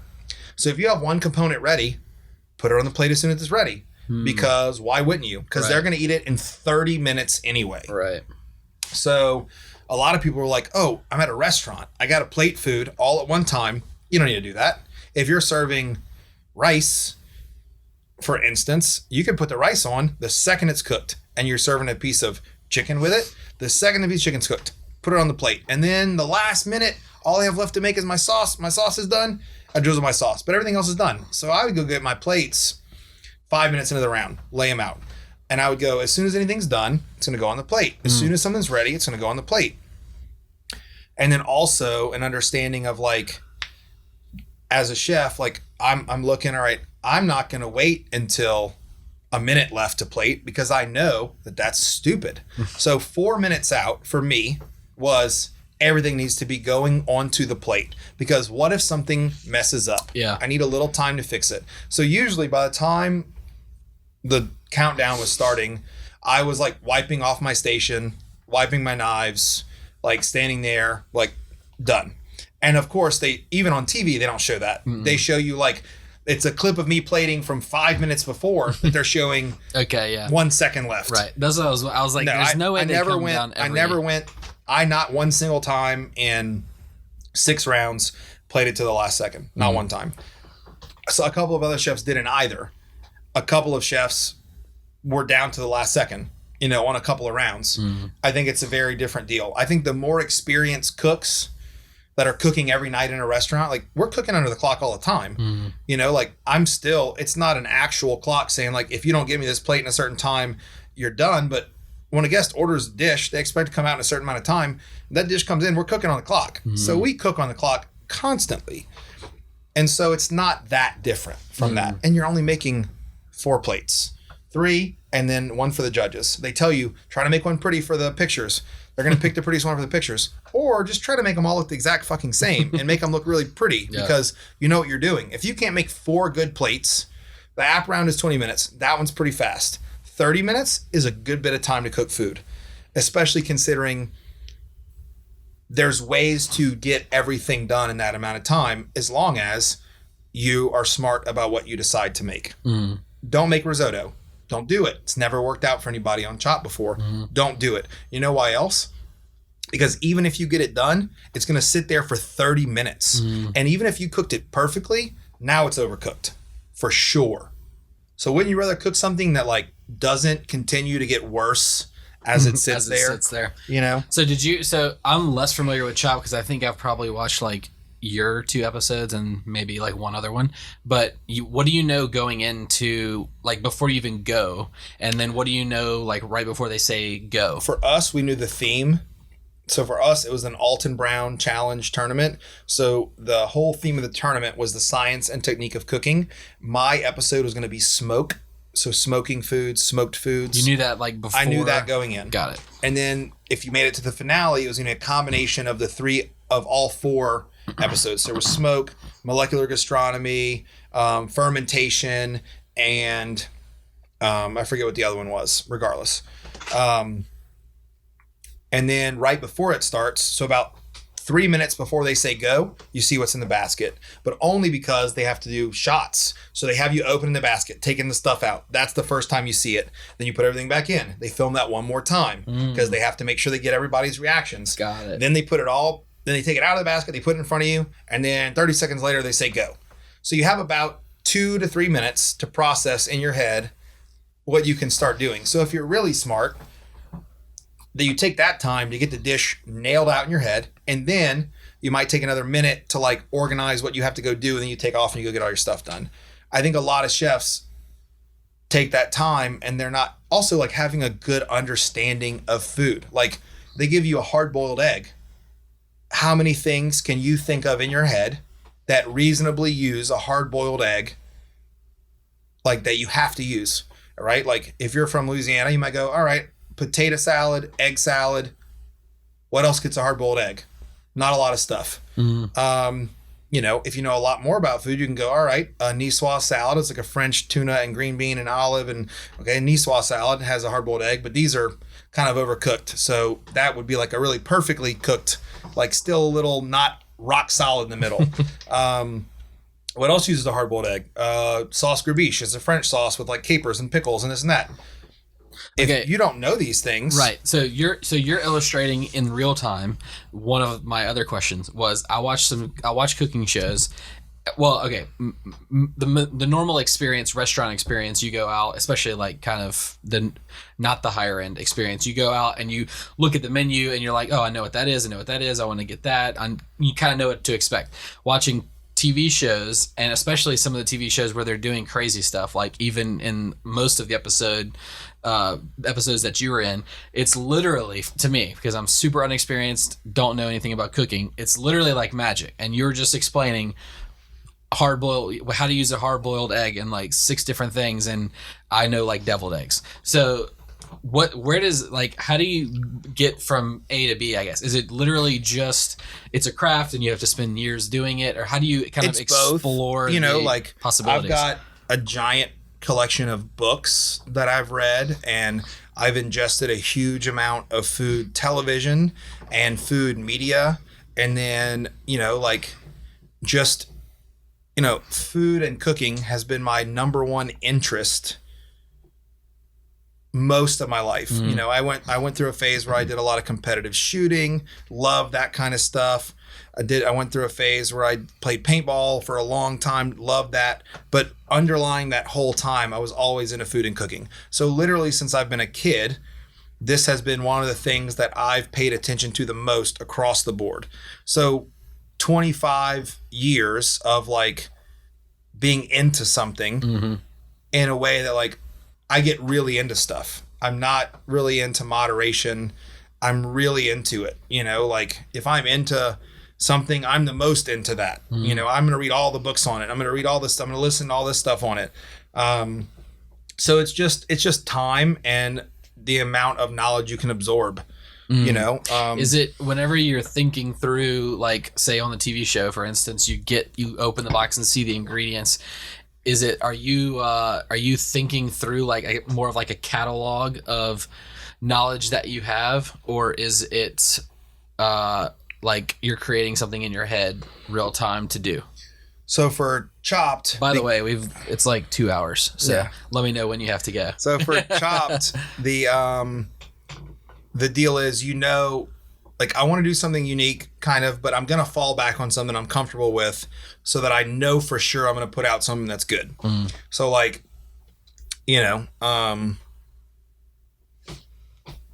like if you threw me 4 basket ingredients right now, I'm going to go, all right, do those 4 ingredients. Okay, can I do that? Yeah, if you want. want. Let's do it. All right. So we got, let's say we'll take beef. Okay. That's like probably super like, that's you an easy one. You want to say like ground beef? You got to be more specific. Oh, I got to be more specific. Wow. Okay. No, let's say, all right, let's say ground beef. Okay. Let's say avocado. Okay. This is like, I literally already lost myself. Let's say ground beef, avocado. Let's say apples. Okay. And I'm not going like seasonings and stuff, right? No, you're good. Okay. And I'll say, I don't know, something, I don't even know. Rice. Let's say rice. Ground beef, avocado, apple, and rice. All right. So my thought process immediately is like, all right, ground beef is probably going to be your main thing here. Apple to me is the hard one in this. Apple's your oddball ingredient. Is the rice already cooked, or I'm cooking the rice? You're cooking the rice. All right. So I got to make rice. So first thing I'm doing is like, I got to cook rice. I got to get that done. So I'm going to get it either steaming or boiling or however I'm going to do that. That's the first. So I'm like, I got to cook rice. avocado, apple, ground beef. I'm like, all right, cool. So you can make a really interesting, what I would probably end up doing with this dish, and this is the first thing I'm going to, is I'm going to make some sort of a fried rice dish. Okay. I'm going to cook rice. The problem with fried rice is that you need it to be kind of dried out. When you're first cooking rice, it's going to be very wet at first, but I'm going to get rice going. I'm going to make, because we're doing apple and avocado, I'm going to probably get, we'll go an Asian direction. I'm probably going to incorporate an egg into it for richness because I really like a fried egg on fried rice. And I'll probably get the beef browned in some seasonings of like garlic and ginger and probably throw in some spice. And then I'm going to do that. And then when the rice is cooked, it's going to go directly out of the cooking process into a pan with a lot of fat so it starts to crisp up and all that kind of stuff. I'm going to do a lot of fresh herbs, scallion, maybe some cilantro. The avocado, I'm going to probably make some sort of an avocado puree of some sort, and I'm going to put it into a squeeze bottle or a piping bag so that I can do like a cool zigzag pattern across the top of the rice. Nice. In Japan, that's like a super popular way to top fried rices. They'll take they have a type of mayonnaise there called Kewpie mayo, and they'll kind of zigzag that across stuff, or like spicy mayo. Mm-hmm. So I do something like that with the avocado, probably like a fried egg in the middle, some fresh herbs, and the apple being the oddball ingredient. Most likely, I would just do a fine dice on that and cook that into the fried rice as a textural component. Or you could potentially as a sour component, you could slice it and pickle it and do something with that as an acidic component, like a side to the dish. So that's crazy. And so I watched that's awesome 1,000 episodes of Chopped because I liked it, because it was fun for me, because I would do that in my head as they were every episode. And I would say I would pause it, and before they would start, I'd be like, all right, this is what I'm making. And then I would see what they would make, and I'd be like, really? 3 salads? You guys are making 3 salads? Some people might look at this and there's some obvious stuff like I'm going to make the beef. So I'm going to make a meatball, and I'm going to grind the apple up into the meatball. And, they try to, I don't know, you'll see a lot of times on an episode of Chopped, you'll see especially in the first round, you'll see 2 or 3 chefs make things that are almost the exact same. And it's because that's the most easy place to go. If you look at, is that a good thing or a bad thing? It's a bad thing. Okay. Unless you're going to crush it. Okay. Right? You don't want to go with the obvious unless it's going to be amazing. Or phenomenal. Because if you and 2 other people make the same dish, now they're picking which one of you made the worst of that 3, and you're going home. Yeah. Even if the other guy made something pretty bad too. So it's kind of for me, that's the huge part. I loved that part of the show, because in my head, I had done it 100 times.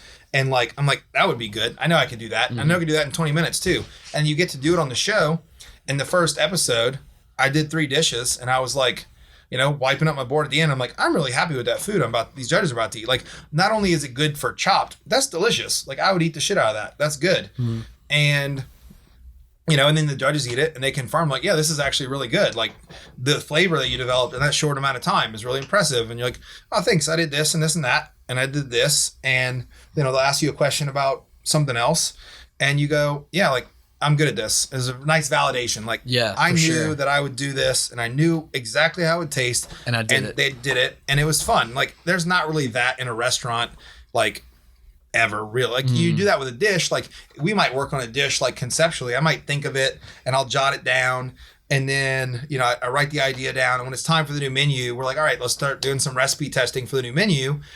And sometimes the first sample comes together, and you're like, that's exactly how I want it to go. That's pretty uncommon. Usually it's that's pretty good, but let's tweak a couple of things. You're going to let most of the kitchen try it. You let some other people try it. All right, what does everybody think? Do we agree? All right, it needs some this. Sometimes you're like, this just isn't going to work. Yeah, this is not a dish we're going to keep going forward with. What's your most popular dish on the menu right now? And how many times did you iterate to get there? Right now it's the chicken parm. Okay. For sure. It's all right. Let's take the other one. Okay. So not the most common, I guess. I'll tell you what. My favorite one on the menu, the wild boar ragu, right? That's in its 3rd iteration. Okay. like where it was on the menu 2 different ways for a while, and it's evolved into this. Okay. The first try I made it and I was like, this is delicious, but it just morphed slowly over time into something else that's better. We have a shrimp spaghetti on the menu, and it's actually made with, we grind the shrimp. So it's like a shrimp bolognese almost. Like if you're eating like spaghetti with meat sauce, it's like shrimp in a sauce like that. And the reason we do that is so you get shrimp in every bite and you're not having to like cut a piece of shrimp, and the flavor is still there and all that. That dish, I had the idea in my head, we made it, and it was like 4 or 5 tries in the kitchen, just tweaking little things. I was like, it needs more heat. Like we need to go this direction. Like, all right, cool. That's good. But maybe we should change the noodle we're using on it. The noodle doesn't really work out. All right, cool. I like it with the basil, but it might all right. Now it gets mint and basil. All right, cool. And so you do that until it's, and that's the normal process. It's usually a day or 2 of trying a few different versions until we settle on something.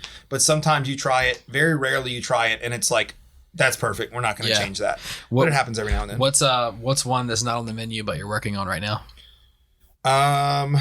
Let's see. I'm going to pull up. I have a giant running list of notes. Oh, nice. That stay. I mean, it's years. This list is years old. Let's see. Like right now, I'm working on a dish. Well, there's 2 or 3. So working on a couple things with rabbit. We have a rabbit dish currently on the menu, but we want to do some different stuff to try out in the near future. And so we're working on a dish with like rabbit livers, because the guy that we get rabbits from, he's a farmer in Mississippi. Mm-hmm. He's like, man, I got a ton of these livers. Wow. Like, like if you want to try to do something with them, and we get the rabbits from him. And so I tried them out, and I love chicken livers and stuff like that. So I was like, yeah, I'll try it out. We'll see. So I'm working on a dish with that right now. That's like kind of like, the idea is like liver and onions originally, but it's a risotto dish, and it's got some rabbit liver and different stuff. And it's one of those ones where I say like, that's more of a stretch. Like that's a stretch. That's one for me that like, if it makes it on the menu, it's going to be delicious. Mm. And if you would try it, you would probably love it. But the issue is like, how many people are going to try it? So and I usually have like one dish like that on the menu at a time.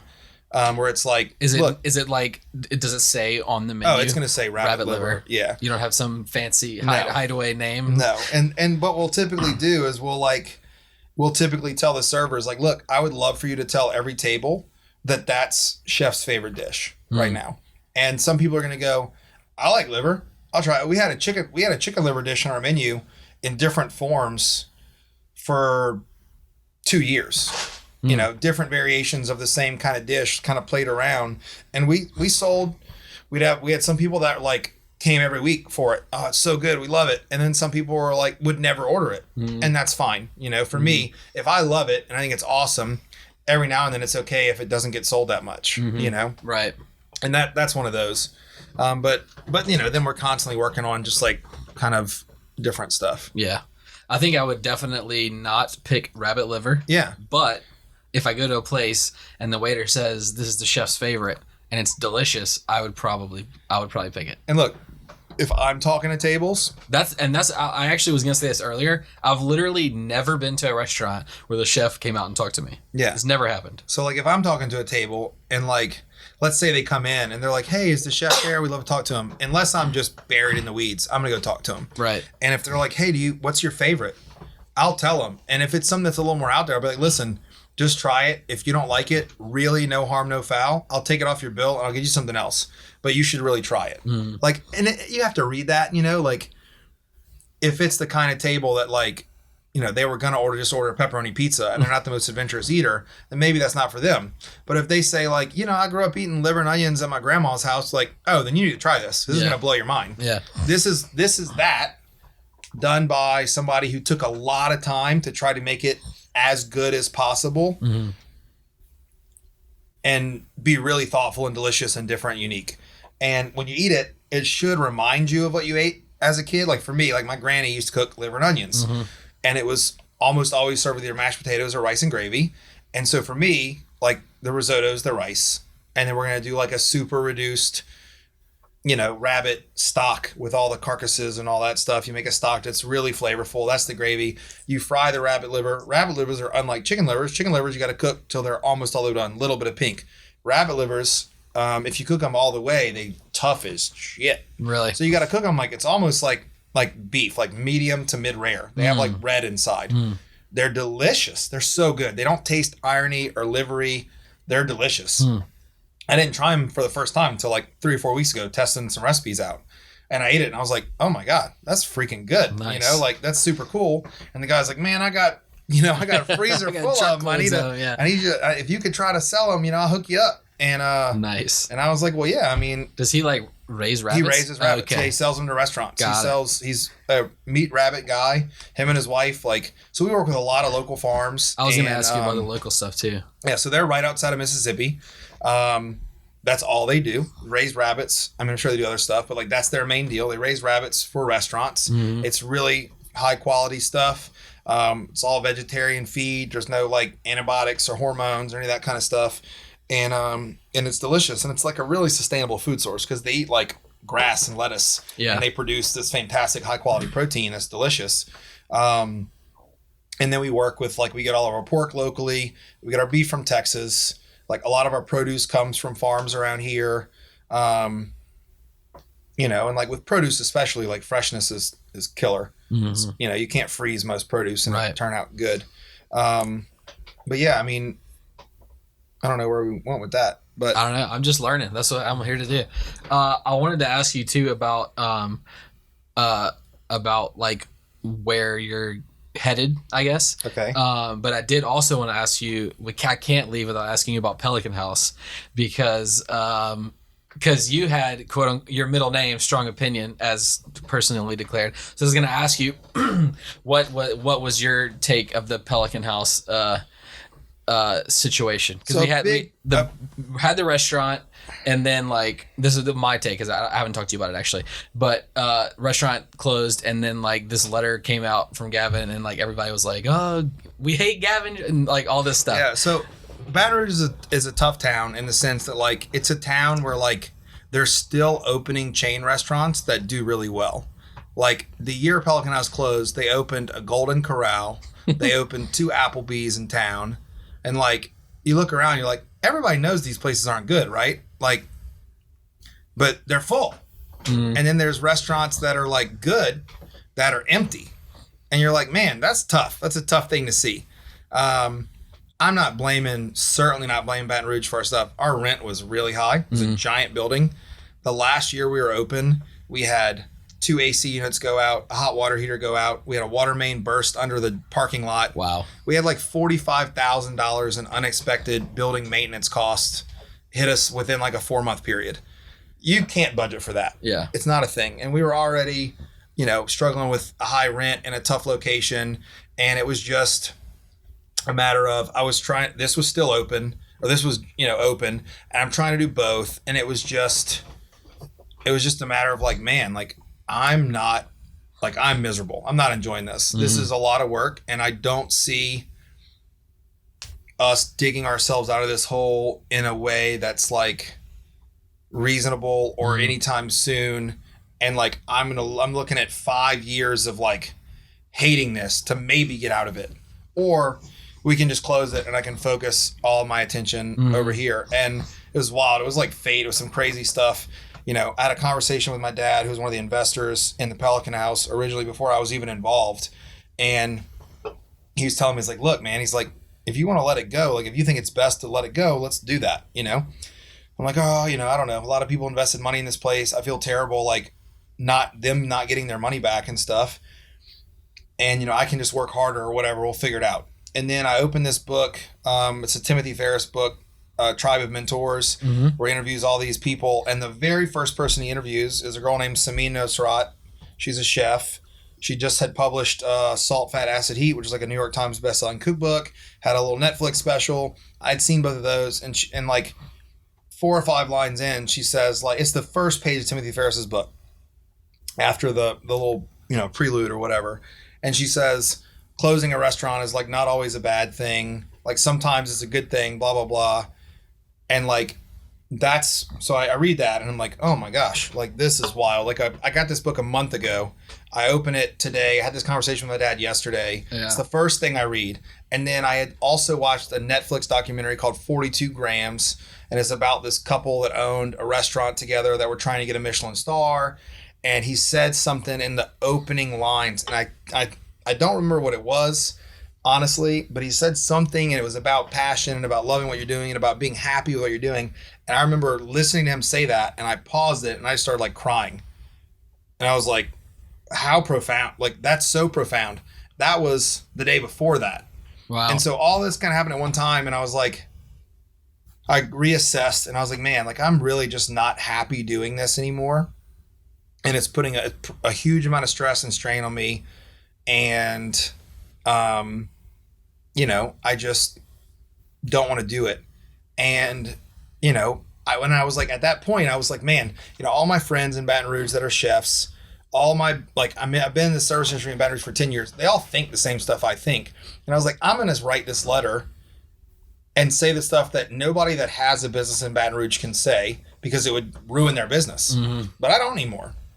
And so I was like, well, I'm going to close. I got nothing to lose in this town. I'll just go ahead and say what's on all the chefs I know's mind.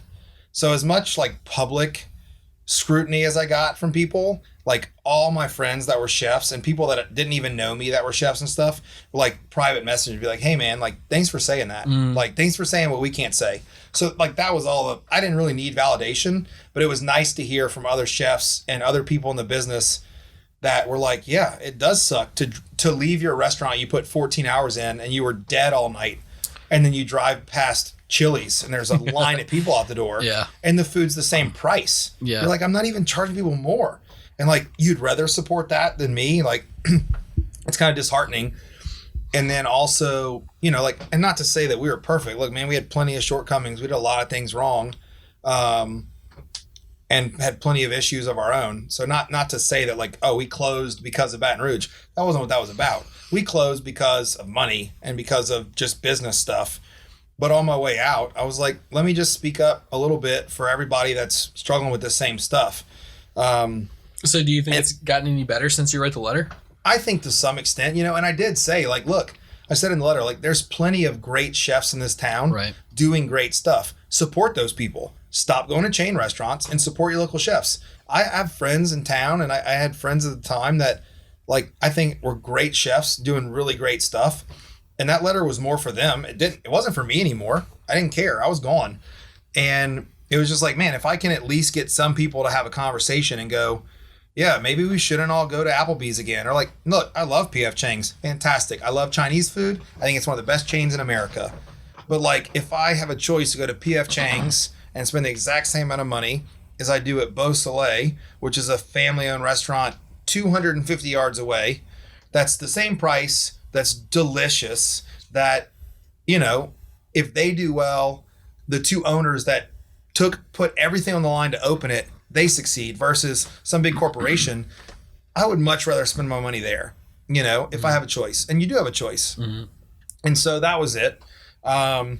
I think it's gotten a little better. There seems to be some more stuff. I don't make it into Baton Rouge a ton anymore, but I still have a ton of friends that are there. And, you know, there's some people doing good stuff there. And I think, you know, Baton Rouge is just a little behind the times when you look at like, there's certain cities that like, they don't allow chain restaurants to open up in. Really? Like, that's super cool if you're a restaurateur to know that you're not competing against somebody that you can't really compete against on a financial level. Like you can't out advertise Applebee's. You can't you can't undersell them because they can just drop their price even more. You know, like Applebee's does 99-cent margaritas every day of the week. Wow. All the time. I can't do that. They lose money on that. They don't care. It's a loss leader. No big deal. No big deal. They don't care because they got somebody in the door and they can afford to do that, and good for them. But if I got to compete with that, that's tough, you know? And if you're swayed enough by that, then that sucks for me, you know? So speaking of different markets and things, you mentioned like a couple hours ago that you mentioned that you have the other Marie boat in New Orleans. So what How does that? I actually had a couple questions about it. How is that operating? Like with you here pretty much all the time, and then also, where's the next Mariba opening up, and is it gonna turn into the chain? Okay, so I have experience. a fantastic guy that works with me in New Orleans. He's our like manager there. He's actually about to become a partner in it. So after him being there, he runs it day to day. I'm He's a over chef there too? He's a chef. Okay. I'm over there every now and then. I pop in. I'll be there tomorrow, like I said. But he's a super talented guy. Really cares. Passionate stuff you can't teach. And then. He's running that. And there it's a lot simpler. There's only 3 employees over there. There's no servers. It's a walk-up counter service deal. And we go over there on particularly busy days or days stuff needs to get done. And, so then was that opening, was that to test the market? Was that to get your brand out there more? Both. To make some more money too? We wanted to see what New Orleans was like. Yeah. New Orleans is like one of the greatest food cities in the world. So to get your foot in the door there and kind of see what's going on, kind of feel the pulse, see how it's received. If somebody approached me and said, I want to open another Maribo and gave me like the golden key kind of deal, I would be interested. But there's another concept in mind that is kind of like my dream restaurant concept. That would be just a little different. It's more based on my heritage. And so that's what I would really want to do. I think that, if this restaurant gets where I want it to be in the next, 2 to 3, 4 years, then I think we'll be approached with opportunity to do something else. But if I had to like put all my own money down again, I would probably just stay here. It's just an enormous risk. And even if you're really, really good at it and everything goes pretty well, you could still lose everything. And so, I did that once and it's been remarkably hard. And we're just now getting to a point where it looks like it might pay off, but it hasn't so far. Right. There's a huge perception of like, oh, you own a restaurant, you must be loaded. You must be rolling. Yeah. And it's like not even close. Yeah. Like most restaurants, if they're really well run, make 10% profit. That's a good job. You got to figure like let's say a restaurant does $1 million a year. Yeah. That's a decent sized small restaurant. It's $100,000 in profit. But you pay taxes and then you do all this other stuff. And maybe at the end of the year, if you did really well, because you still have to have like money going back into the restaurant, maybe you took home 50 grand, and you worked 15 hours a day. Yeah. Like what other job? Like if I wanted to be an engineer and let's say I wanted to be a guy that cut grass and I cut grass 15 hours a day, I would make way more money, Yeah. And so it's just a matter of like, hopefully it pays off in the long run and you get an opportunity to do something else. But also it's, if this place does what I think it's capable of in the next 2 to 3 years, it'll give me a comfortable living and I won't have to work quite as hard because then you have a staff that you can rely on a little more and does things. But I would love to get to a point where I can step away from this place and have the opportunity to open up the restaurant that I have kind of always wanted to open. So all right, so let's finish the podcast. Definitely talking about the future. What I definitely want to hear about this concept, that's your dream concept, but then I want to know if you're going to be 30 years from now, if you're going to be a 3-star Michelin chef in New York City, or if you're going to be, No, so I talked about that earlier a little bit. That's a whole different thing. It's not really my thing. I would love to go work in a kitchen like that to observe and see. And I think I could probably get a lot of takeaways as far as like efficiencies and just fundamentals and certain things like that. But that's not really what I want to do. I think it's fascinating and some of it is so good. And I would love to kind of test myself in a situation like that. Like I would love to go work the line being like the actual, like I'd love to be a cook at a Michelin level restaurant for a few months. I'd love to know if I can hack it, as a test. Cause it's like, you're stepping up to the big leagues. And I think I'm a great cook technically and, speed wise and all that kind of stuff, but you don't really know till you step up to that level. And but I'm at, like, when you're young, like if I didn't own a restaurant, I would go do that right now. I would go work at one of those places and I would see what it's like. But when you own a restaurant, you can't really leave for a few months to go do stuff like that. So I would love to get to a point where I can leave here and do some stages around the country. And not all stages are tryouts. Sometimes it's just to go work at a place to learn stuff and you work for free. I would love to do that at a couple of higher end restaurants just to kind of see what else is out there and see kind of behind the scenes some of that stuff. And also just to test myself, kind of a thing. So that's something that's on my radar that I'm trying to get to. By this time next year, I would have loved to have done 2 or 3 1-week stages at really great restaurants. Cool. So that's kind of something I'm trying to do. And then the dream restaurant is called Oleander. It's named after the street my granny lives on and has lived on since I was a kid. It's kind of where I found I love food. It's also the name of a flower, very common in the South. I've got pages of notes on this restaurant. And, it's just a very refined take on Southern food and like the food I grew up eating. A lot of it is Cajun influenced. And I say refined, like it's just not, and that might even change to some extent too. Like I used to want to do it like very high end. And over time it's become like, I just want to take the food that my granny used to cook and then take really great cooking fundamentals that we know make food taste better. Like instead of buying like the cheapest chicken they have at Winn-Dixie, let me buy like a really excellent chicken. And then, okay, how did she cook this dish? Okay, were there any things that she could have done differently to make it taste better from a cooking fundamental standpoint? Let's do those things.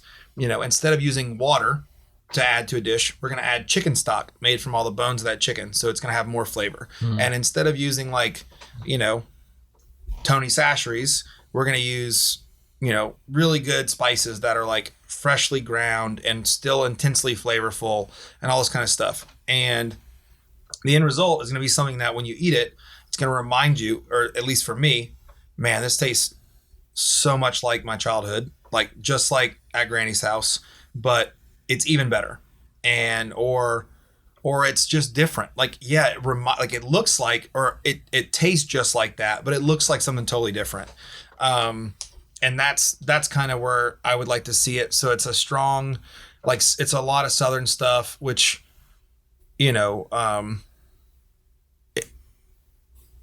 is just like, that's food that I'm really in love with and passionate about. And I cook like here with a lot of Southern influence, but like, and I love cooking pasta and pizza and stuff like that. But I would love to delve more into like my actual heritage and food culture, which is like Acadian, Cajun, like Lafayette, Opelousas area.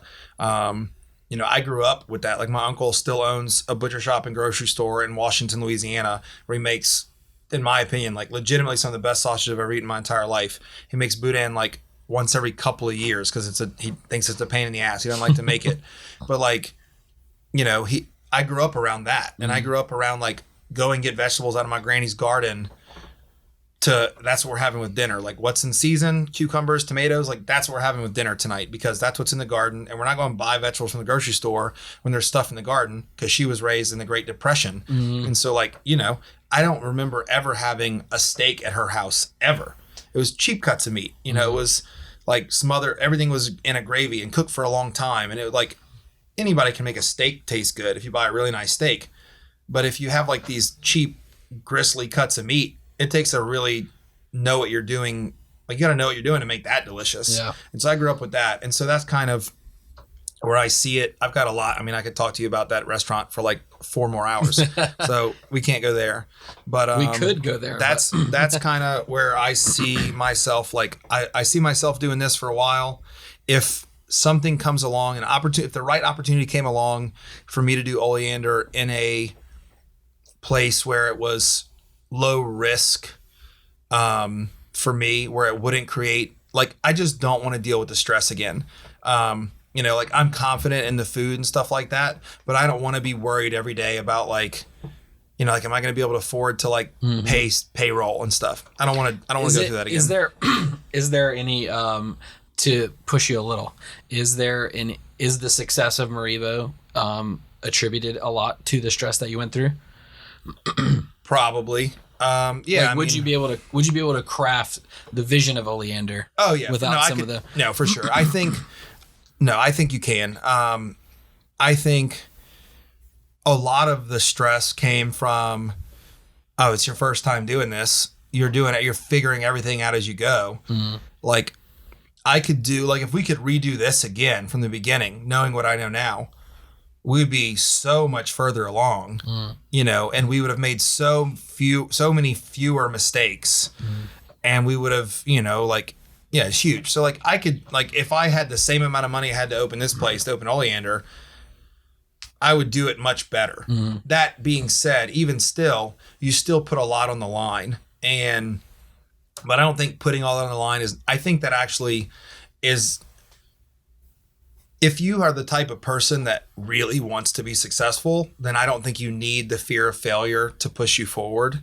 So like here, it's like, we have to make this work because this is all our money. Mm-hmm. If I got a chance for another one, would I work any less hard for it? No, because we're not doing this because we don't want to fail. We're doing this because we want it to be great, And so it's fear of failure is not the biggest motivation. And I think, if fear of failure is your biggest motivation, then it's not going to be the best it could be anyway, So for me, I would love to do a restaurant, and I think you would be, for me, even more freeing. Like, all right, if I'm not worried every day about payroll and this, then how much more attention can I focus on making this place excellent? So yeah, I mean, that's where I would love to be. Cool. Dude, I think we're going to freaking end right there. I'm good with that. I appreciate you giving me 2.5 hours. This was a phenomenal conversation. Thank you so much. Gavin, thanks for having me in your awesome restaurant. I'll be back Chase. As soon as possible. Yeah, man. I have to confess, I haven't eaten here yet. I feel horrible. I'll be back. Well, by the way, is Oleander a New Orleans restaurant? I don't know. It was for a long time. Now it's not. Now is it a Baton Rouge restaurant? It's not Baton Rouge. Darn. Not Baton Rouge. It's not Baton Rouge for now. Maybe, look, by the time I'm ready to do Oleander, maybe I'll feel like going home and doing that. It could be. Maybe so. Cool, man. I appreciate it. Thanks a lot. Thank you very much. Thanks, everybody, for checking out this episode of the podcast, again, with my friend, Chef Gavin Jobe. Thanks again, Gavin. It was a real pleasure, and I appreciate you spending so much time with me. This episode was unofficially sponsored by Maribo Modern Italian. If you are in the Covington area or are nowhere near the Covington area, you've got to go check out Maribo, Gavin's restaurant. I am actually going in 4 days. What's today? Today's Monday. 4 days. I'm going in 4 days for my first experience at Maribo, and I am pumped about that. Also, make sure you follow Gavin on Instagram. His handle is Chef Gavin Jobe, spelled like it sounds, and his restaurant's Instagram is @Maribo Pizza. Thanks again, Gavin, for your time, and thank you, everyone, for listening.